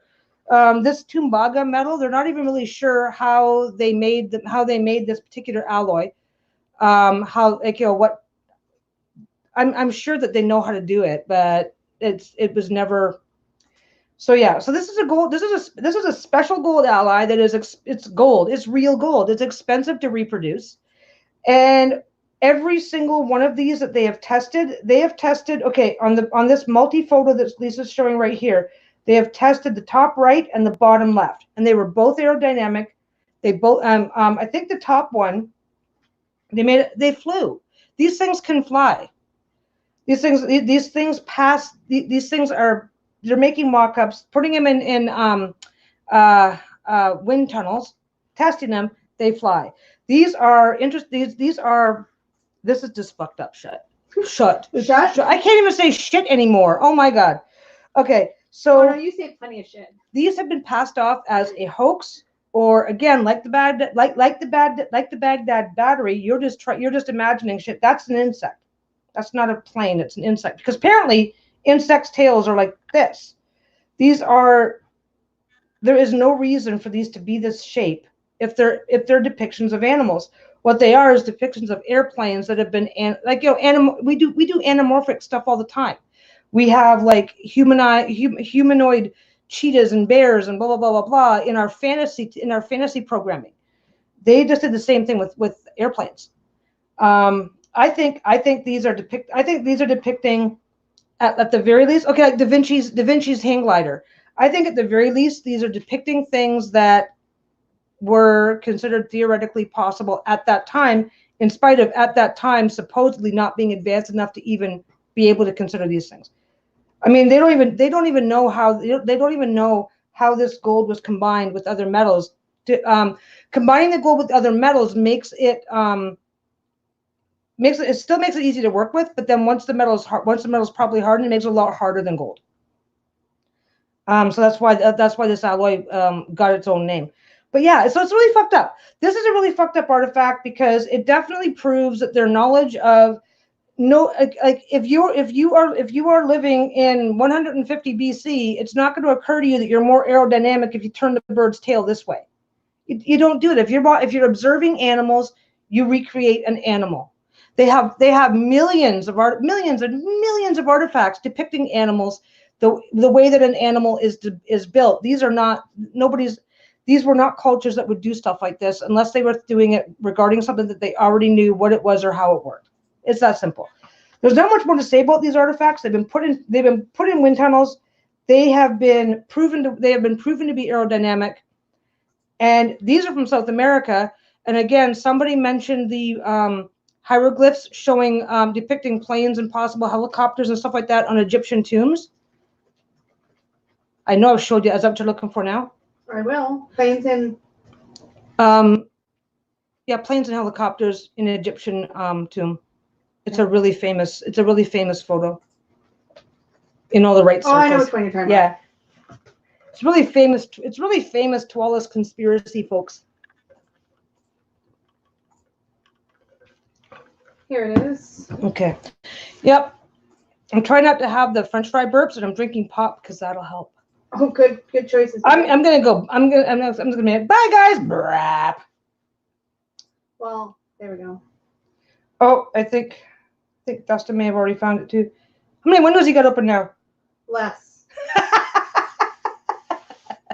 Okay, clear that. That's it. Okay, so we just looked at model airplanes from Peru, wasn't it? Yeah, Cumbaya. Yeah, so we just looked at model airplanes from South America, and this is from Egypt. And if you're not aware, Egypt is not in South America. It's in North Africa. So now this has been they won't even look at this. They recently came up with a theory that it's 2 layers of artwork superimposed over each other. So They've been trying really hard to debunk this for also decades. But yeah, so going to South America, we can find little model airplanes, and going to Egypt, we can find one looks like a helicopter. The one at the bottom looks kind of weird, but it almost looks like a jet, where you have just enough room for the pilot. I mean, this stuff, it's crazy. We've got pictures of this stuff. There's a tomb photo showing what appears to be 2 light bulbs. It's a famous photo. Which one is that? Sorry. Light bulbs. What culture? Give me some. Egyptian light bulbs. Might even be in the same bloody tomb. I don't know. It's mostly show and tell today, so you might have missed a few photos. I'm just babbling in the background. These photos are speaking for themselves. I could just be putting up photos and just taking a nap. I don't know. It's called the Dandura light. Dandura light. Okay, there we go. It's shown in a few different glyphs here. Let me just. I think it's kind of. Oh, there's more than one. Oh yeah, there's a couple glyphs here. I'll show you, or whatever you call them. Yeah, here's the first one. Hieroglyphs. Yeah. Yeah. Okay. So this is also from an Egyptian tomb. But they didn't have the capacity. They didn't know how to make a light. They didn't know how to flight didn't exist, even though more than one culture is depicting realistic depictions of flying aircraft. Oh yeah, I forgot about that one. So yeah, so this is kind of this is considered an OOPART because it looks like it very well might be a Jen and middle-aged baby, which has to go. Bye, Jen. So that one's that we could probably do mysteries of the pyramids as their own topic, because there is so much weird shit depicted in their hieroglyphs that it's crazy. Yeah, and there's another one. And now the interesting thing about the interesting thing about it is that they've never quite figured out why and how the Egyptians could be doing all of that work in these tunnels inside the pyramids and have no scorch marks from lamps or torches on the ceiling, no smoke marks, nothing. But that's a separate conspiracy. So this is an OOPART because to all intents and purposes they look like light bulbs, but nobody fucking knows what they are. I'm swearing. I'm fine. Dustin brought up a thing about maybe you can find it in the comments, hon, about humans and something together. What? Oh yeah, I think you talked about this one already. This is the hieroglyphs and he missed this dinos one. And men together. Yes, he's literally showing the same photo you showed of the Triceratops in the in that one carving, the first one you talked about. Yeah, yes. That was like one of the very first ones I showed Dustin. I skipped some of the other ones because I didn't have enough time. I could spend an entire chat just on dinosaurs. Evidence of dinosaurs and humans coexisting. I mean, and you know what? There was actually in the 60s there was a story coming out of the Congo of basically a pygmy like Triceratops type thing, or Triceratops or Stegosaurus. I'm not sure which one it was. There are stories coming out. Some of these more remote areas of the world, there are still stories coming out that appear to talk about dinosaurs still existing.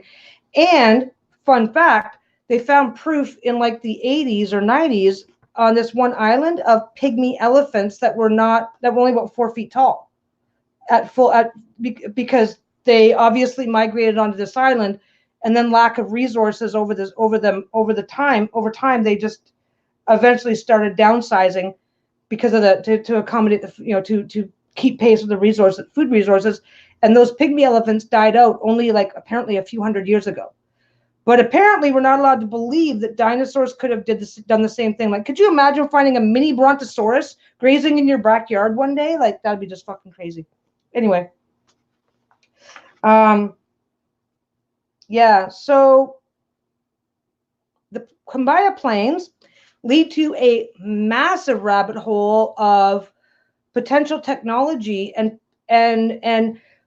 photos and just not photos, but petroglyphs, hieroglyphs, possibly proving it that nobody wants to look at. It's like it's like that's the entire thing. Like the models themselves are OOPARTs. The hieroglyphs in Egypt that show pictures of aircraft, those are OOPARTs. It's all out of place. Nobody knows how it's there, why it's there, or rather, nobody believes this. Nobody believes it because there's theories. The Egyptians were very meticulous record keepers, and they talk about some of this stuff. And then the archaeologists come in and say, no, that's just their mythology. They weren't talking about real events. So yeah, it's crazy. It's crazy making. Yeah, alligator snapping turtles look like some kind of prehistoric dinosaur. They do. Those things are fucking crazy looking. They're scary. Yeah, mammals shrink while white. Yeah, the island effect. Yeah, pygmy elephants. So if you take and change, if you gradually over time change the food supply, survivors have to either downsize to survive, or if the change is a more abundant food supply, they'll get bigger.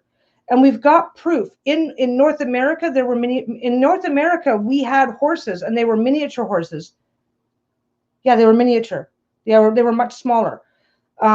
We've got proof of nature doing this, but then when we're confronted with possible proof that prehistoric nature did it, we just no, that couldn't be true. That didn't happen. That's not real.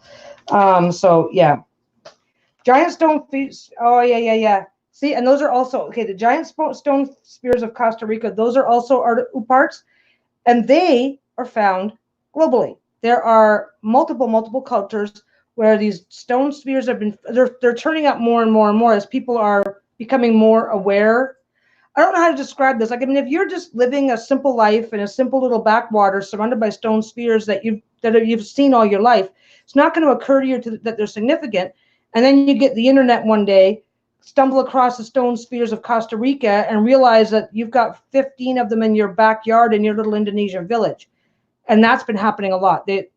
Sorry, I made that sound shitty, but what I mean is communities as they're becoming more and more technologically sophisticated, just small towns in out of the way areas, and these things are popping up everywhere, and nobody knows why. Nobody knows what the deal is. There were stone spheres found. I forget what the most recent one was, but they're all over. Like, there's a bunch of them in South America.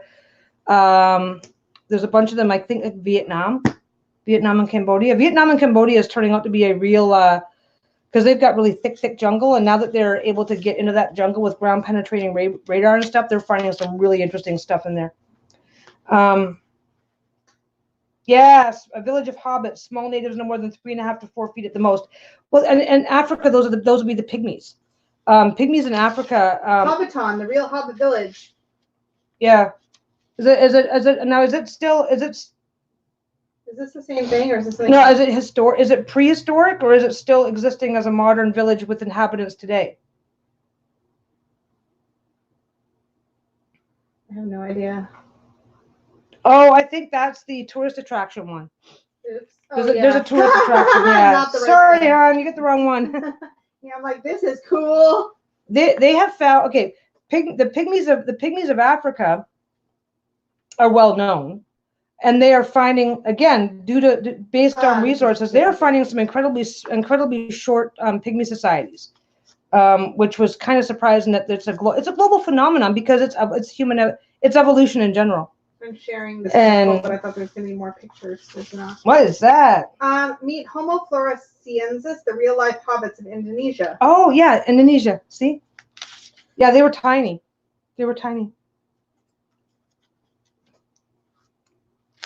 Oh, we're quarter after. I got to wrap up with the good one. I saved 2. I got 2 left, because the one is going to be the make you think. I just burped. Great. Awesome. I was subtle. Nobody noticed. Trust me. Yeah, well, not until you noticed you announced it. No, it's fine. Anyway. Okay, guys, collectively, let's gaslight Lisa. There was no burp. Oh, I'm just being an asshole. I didn't mean that. You better not. I don't mean it. Okay, what am I pulling up next? Okay, next you're pulling up Puma Pumku. Now this should have there might be 2 links.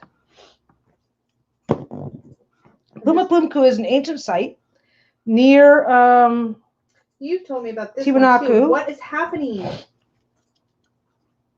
This is a pre-Incan culture, so before the Inca. Are you killing my internet again? Am I confused? No, it's just not freaking working. I made a bad joke and then now you're... Okay, this is really weird. Oh no! Oh yeah! I should hit my own like button. I'll do that later because I'll probably screw something up. Okay, I can pull up the first one. Pumapunku is something that's going to... If people want to deep dive into that, it takes hours. So I just need a few good photos. You're good. Okay, so Pumapunku is a archaeological site. It is, where's my notes? I did not write down anything about the age of it. This is Pumapunku. Now, what makes these guys really interesting is because they are pre-Incan, and yet when you look at the stones, that make up the site, this is where you start going, what the actual fuck? Because the stonework and the stone masonry in this site is virtually impossible for the level of technology sophistication that they were believed to have had at the time. Didn't they do some tests on these cuts and found them to be like perfect angles? And perfect angles. So if anybody who has ever, okay, if you take two pieces of wood and put them together, you're going to get a very sharp, that corner in here is going to be very sharp. But if you have a solid piece of wood and you're trying to drill this out, and don't forget there's a solid backing, so you don't get to just go all the way through. If you're trying to miter in 90-degree corners by going into something, it's very difficult, even with our modern tools. There's almost always some rounding on the inside edges as it goes through, and that inside corner where the three pieces meet is always it's very, very difficult, like tediously difficult. These lines, these stones are carved with precision, and these stones, and if you like on the bottom to the left, you see that there's one stone that's got that's been mitered out to be indented, and then further indented. Yeah, that guy. Then it's further indented, then it's further indented. With the technology that existed at that time, that should not be possible. Basically, and then the stone beside it That's the one that confuses me. That a half circle. Yeah, it's an almost perfect half. Apparently, I don't know why it's covered at the top, but sorry, trying not to cough, guys. Anyway, so this particular site is fascinating. There's an even bigger okay, so the site itself is considered almost every stone on this site is out of place in some way or fashion. This was okay. We know what the Incas did, and it wasn't this sophisticated. This existed before the Inca civilization, and I thought I had written down that it was like something BC. Yes, hon. If you look at your screen, hopefully in just a second, you'll see another image that I pulled up. And yeah, it's a diagram. Do you see it? Yeah, it's a diagram of what they believed that the complex looked like. I was wondering what that was. I was like, what is this? Mm-hmm. It's basically most of the stones have been pulled down or removed or whatever for one reason or another. So this is what their artistic recreation of it is. It's an active archaeological site. It's right near, if you look at it, it's right near another famous archaeological site that, of course, I wasn't smart enough to write down. Thing about this site, some of the bigger stones here are some of the bigger stones in this site, like making up, like with that drawing, you see like the some of the bigger stones like at the front. They weigh anywhere from 140 to 800 tons. This is not based on what is known about the area and the cultures and the people, because the Inca started with a certain level of technology and then went from there, right? This should not have been possible. This site should not exist, and they don't know why it exists. Like that's number one. That's the number one thing about the U part. The second part is that the stonework itself is like some of the stonework that exists at this site. We can only. Well, I can't say can't because our tools are getting more and more sophisticated, but we need our most sophisticated tools to just to do the carving, just to make the shapes that are in the site. So it's actually this drill hole one. This is one of the ones that when you first told me about this, the perfect drill holes are like, they're laser precision and they're perfectly smooth. There's no chisel marks on any of this. I just pulled one up so that people can see what we're talking about. Ooh, so yeah, that this guy. Is the one that was memorable to me when you first told me about this, because like, and it's got a circular channel too. It literally looks like it's been drilled, but it almost looks like a laser drill. Like it's perfectly smooth. It's perfect, and that channel is like a half circle channel going down. And they've actually used tools to measure. And they're supposed to be using there's a stone technique where you take there's a technique where you take a softer stone and hammer it with a harder stone. Bronze tools, stuff like that. They're taking a channel that's the equivalent of cutting this pen in half and making it that smooth, like making it as smooth as the inside of that pen in a half circle with circles going up to it. The circles, there's more than one circle on that piece of stone, exact distances apart, exactly evenly spaced. The channel is a U-shaped channel. You can't do that without a router. You cannot make a U-shaped. You can make a U-shaped channel by hand, but it's gonna be messy. You need a router to make you need a drill going like this in a router. Well, and also these H-shaped stones. So okay, that's the bigger mystery. The H-shaped stones. Can you go to those? I'm on them now. Okay, this site, and I will tell you, there are tourist groups.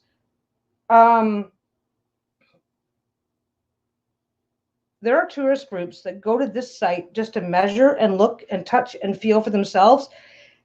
Nobody knows how they've done this.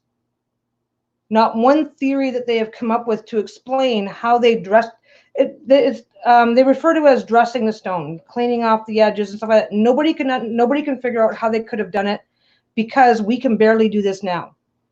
And with the tools that we have now, these H-shaped stones, these are just phenomenal. Now, these stones are not a proper H. There's a back to them. The stones are flat in the front, and again, they're going up into 90-degree. They're forming 90-degree corners, and it's just not possible. And also, the faces of the stones are completely smooth. Like there's no tool marks. There's no. Yeah, there's nobody's found held it or anything. Nobody's found evidence of a tool mark. But you know what these are, guys? This is gonna blow your fucking mind. These are Lego blocks. These stones are precision cut so that I might be able to pull up a photo. If you see a photo of the back of them, these stones are precision cut so that the stone on the bottom is like turned 90 degrees and go on, not 90 degrees under the front. They interlock with each other in a particular pattern. Ah, here we go. I think this is a reproduction, but it'll give you the idea of how they work. People have there are guys who have gone down to this site, measured everything. They come home, recreated the stones out of plywood, recreated the shapes out of plywood, and literally used them like Lego. These are interlocking, and they built their entire complex in this manner. So not only was it this absolutely impossible stone, it's impossible stonemasonry. It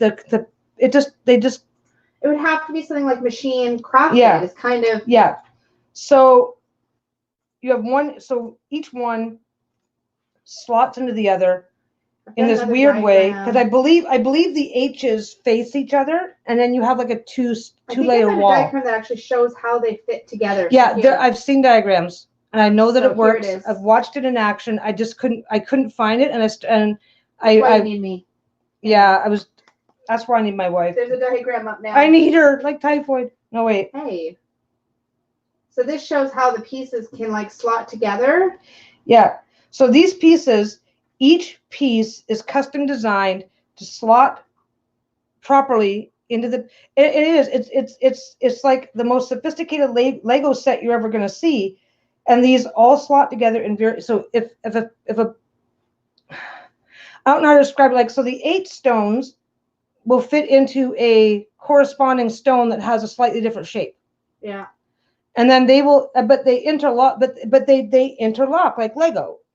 Well, they interlock better than Lego. It's this should not exist.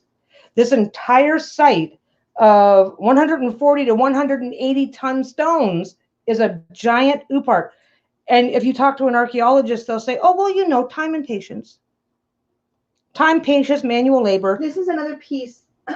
And there's not a lot of records on, there's not a lot that exists that talks about the site, so they don't even have the benefit of Egyptian hieroglyphs to tell them what it's from. Here's another one that shows just how specifically precise.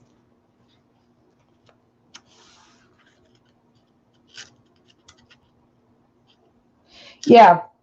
So when you see something like this is a level of precision that for a culture that was, and if you look at the top, you see little T-shaped joints. You see little T-shaped carvings at the top. I don't know if you can get a, I don't know if it's possible to see it better than that.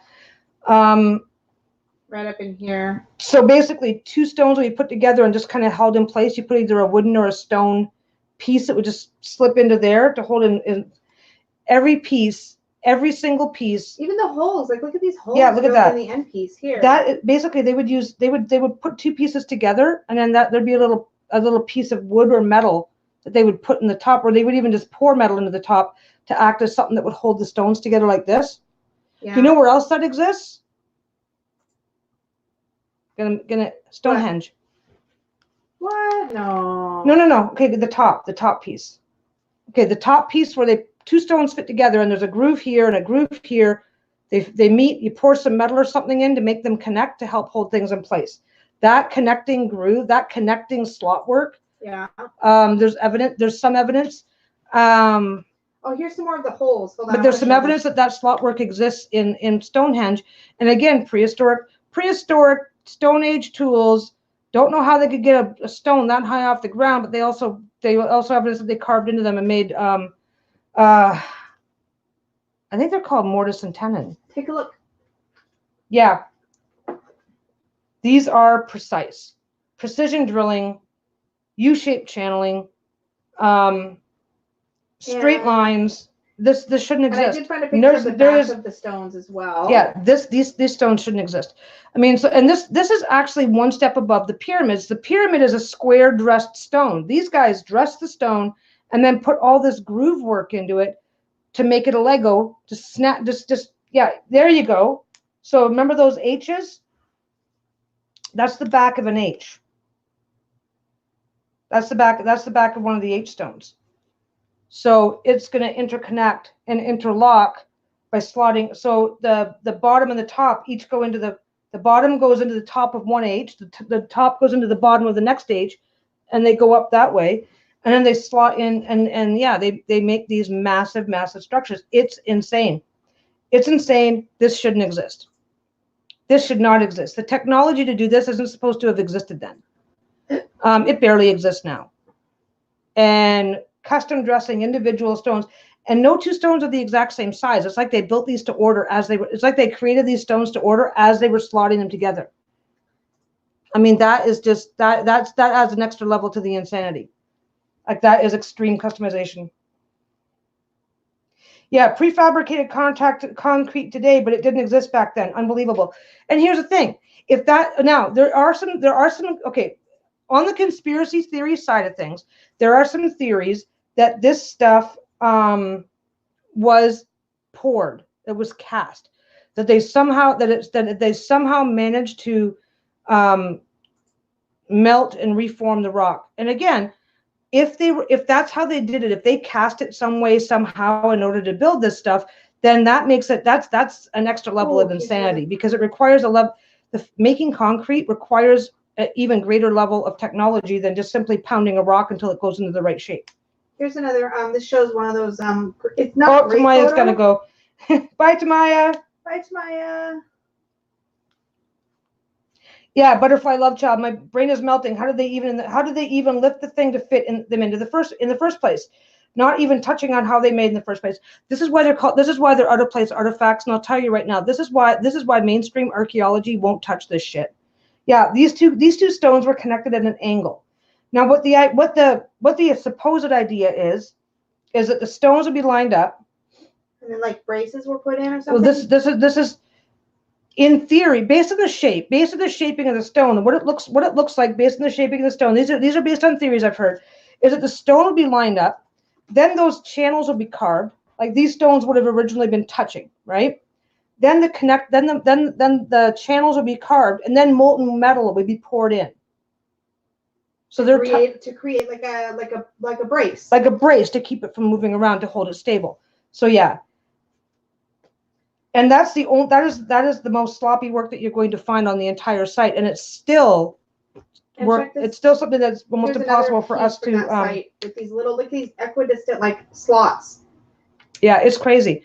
So yeah, there are entire expeditions. There are guys that will get together. Group of 10 or 15 guys will get together, go on a tour down to this place just to look at this shit and measure it out, because these guys can't. Yeah, look at that. Like, what's that for?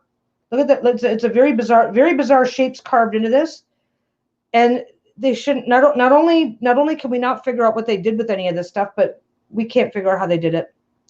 And there are guys. If you look up Pumapunku, Pumku, and I've also seen it spelled Punku, and as in Nancy. If you look it up, you will see video after video after video of just Joe Blow goes to Pumapunku and starts taking measurements, and none of these guys can figure it out. And some of the guys that are going down trying to sort. Some of these guys that are going down. Spelled Punku 99% of the time. Oh, Pun. That's what I thought. But when I found it under M, I thought I would. But yeah. So this one is insane, because there's guys that go down there that are engineers. There's guys that go down there that are like, I've worked with stone. There's guys that have been working with these types of materials. They're professionals in this type of a field. They're construction professionals going down there and go, we can't do that. I don't know. I have no idea how they could have done that. I can't do it. You give me the biggest router in the world, and maybe I can do it. But no, I can't. There's no way I could do this with hand tools. Period. And they're going down there and taking measurements, and they're just all, yeah, it's crazy. It's nuts. Okay. Like that. Let's see. What you got? Perfect angles. Oh, I'm waiting for the photo to come up. Oh, it's up now. I know, but it's lagging. Yeah. So Pumapunku again. So I hope I did a good job of picking some of the best parts, because like I said, yeah. Now I don't know why they're using a level though, but yeah, perfect angles. And I will tell you right now, almost every stone that's in there has been measured, because tour groups go down just to look at these stones, just to measure things, just to do whatever. So that's the best of the best as far as what I'm aware of personally. There's probably better stuff out there. I mean, I literally reached back and I only looked at things that it's like, and I passed by a ton of stuff. I passed by a ton of stuff, guys. Pumapunku, I've heard Pumapunku. Now that I'm pronouncing it wrong, I want to keep pronouncing it wrong because I found it under that name. Yeah, so P-U-M as in Mary, Pumapunku, P-U-N as in Nancy, K-U. Yeah, look at that. Like that kind of stonework just doesn't exist. Anyway, I'm going to leave you with one last one. So I'm just going to talk. I'm going to try not to look. I'm going to try and keep it quick because it's already 7:30. Oh my God, it's been 2 hours. It's been a 2-hour show. One of my favorite ones, though, so you could talk about this all night. Oh, really? For a while there, I thought I was wearing you right out looking stuff up. No, that was fun. Okay. I don't know if I saved the list or not. The Dogon people. This one, I think I'm going to give you a tantalizing titillation of a view of the Dogon people, and maybe even add it to the hat if you got, depending on what you guys think. Oh, I got two things while Lisa's looking some up. Why do they look like they have balls for chins? I don't know. Just yeah. Anyway, I did not do 5 facts this week because I really wasn't sure how to do 5 facts on a topic like this. So, quick little mini vote.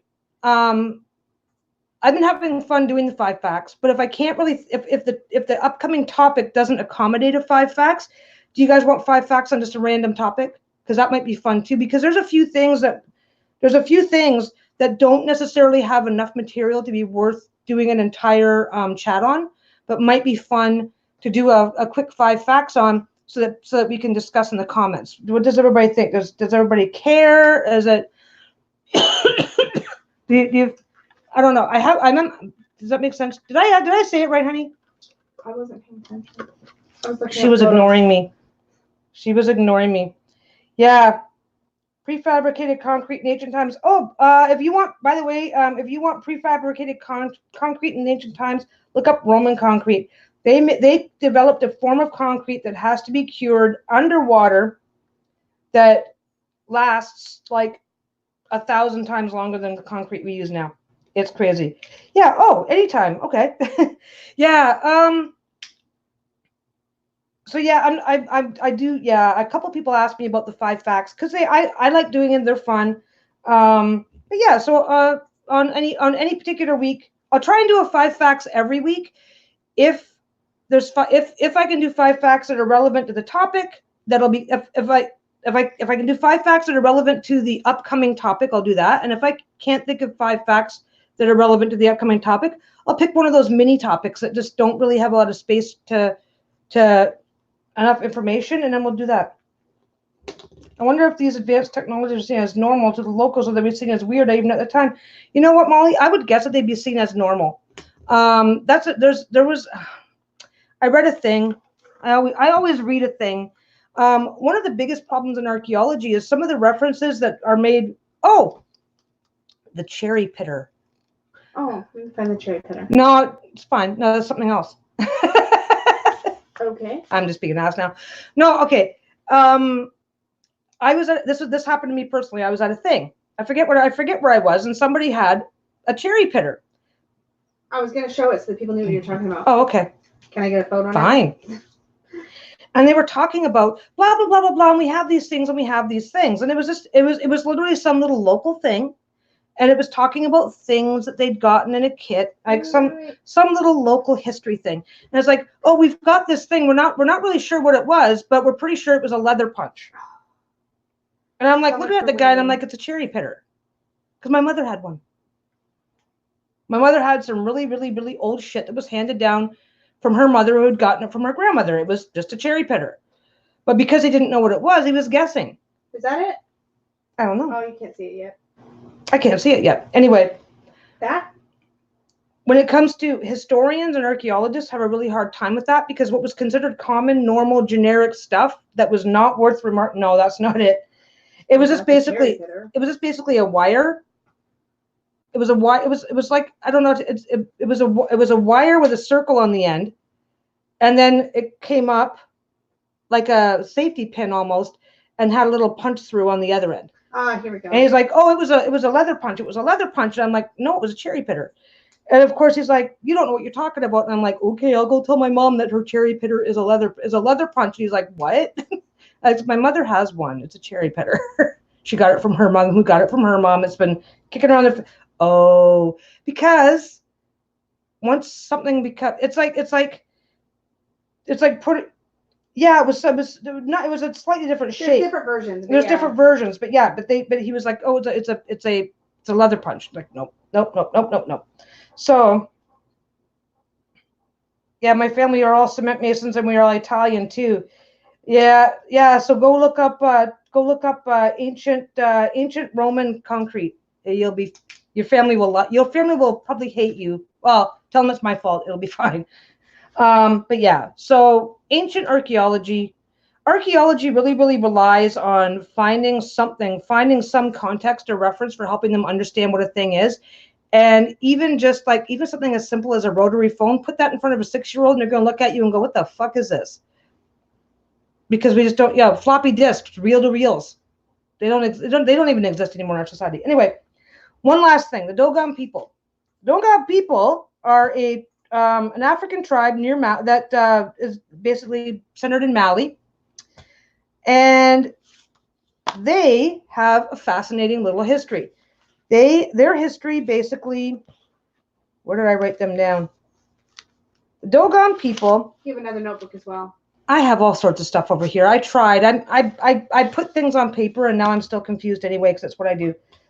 So I'm going to leave you with the Dogon people, and maybe even if you guys want to voice your opinion on whether you want more on these guys. Yeah, testicle chin. They basically believe, And they talk about this openly. They've talked about this since first contact was made with them, like way back, like before, I'm guessing 1800s, because they're in Mali, so they would have been they're not some secret hidden society. So they basically worship, they basically venerate Sirius, the star. They have a special holiday when Sirius rises between two particular mountains. So they believe that 3,200 years ago, and this is their belief, they're very specific on this, 3,200 years ago, that they were visited by an alien society of... I have a doggo literally just looking on camera. I have a dog. My elbow needs a bath. Hi, baby. You coming over? So the Dogon believe that 3,200 years ago, an alien race came from the planet Sirius. And this is, like I said, an African society. They came from the planet Sirius, where they used materials and tools that they brought with them in order to create 3 races of man. And then they evaluated them, and the one that they liked the most, the human race, they allowed to continue. They knew about Sirius B, which is a dwarf star that circles around the planet Sirius. We discovered it in 1862. So the Dogon people, those clumsy little natives that know nothing, in 1862, turns out that they knew about a planet that we have only just seen for the first time about 10 years ago. Because we know that it's there. So Sirius is the brightest star. It's only 8.6 light years away. So it's one of the brightest stars in our night sky. Sirius 2 is a dwarf star that circles that. They knew about Sirius B for 3,200 years before it was discovered. Basically, is what I'm getting at.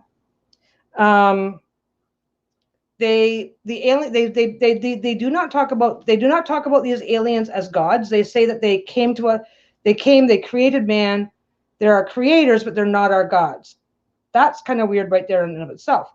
They knew about Sirius B. They also talk about Sirius C, which we've just recently theorized exists based on the motion of Sirius A and Sirius B. And this African tribe... Is this the schematic of what they think the... I keep playing with this pen. I haven't stopped, but that's okay. I have Bruno. There's a schematic that shows A, B, C, D. I don't know. They also... Do you see it? Yeah. They understood... Okay, I didn't write enough of it down. They understood that Jupiter... They knew about the rings of Jupiter, that Saturn... Which one has the rings? Rings of Saturn. They knew about the rings of Saturn. They knew that Jupiter has 4 main moons. They told explorers about astronomical things that did not exist. So they mark it down. Oh, isn't it quaint? Look what they believe. And then decades, 100 years later, this stuff is being discovered. They talked to missionaries and whatnot about Sirius B. Sirius B was discovered mathematically in 1862, but it was not really observed until modern times. They've known about it for 30 days, and they give very specific time frames. They track time because this where are you going? Do you want up or do you want down? Can you flip his car? They track time as a society. They track time because it's called the Sigui ceremony. It's a special ceremony that they do only once every 60 years when Sirius is in a particular location in the sky. So they track that. So they've been tracking. Anyway, these guys have got detailed astronomical knowledge. They track Sirius's progression in a detailed way. They described Sirius B before it was discovered. They described the visitors that came as amphibian, not as human, and not as gods, strangely enough. Where are you going, baby? There you go. He's just being needy right now, and he's shed all over me, so that's fine. Anyway, so poor guy, what'd you do?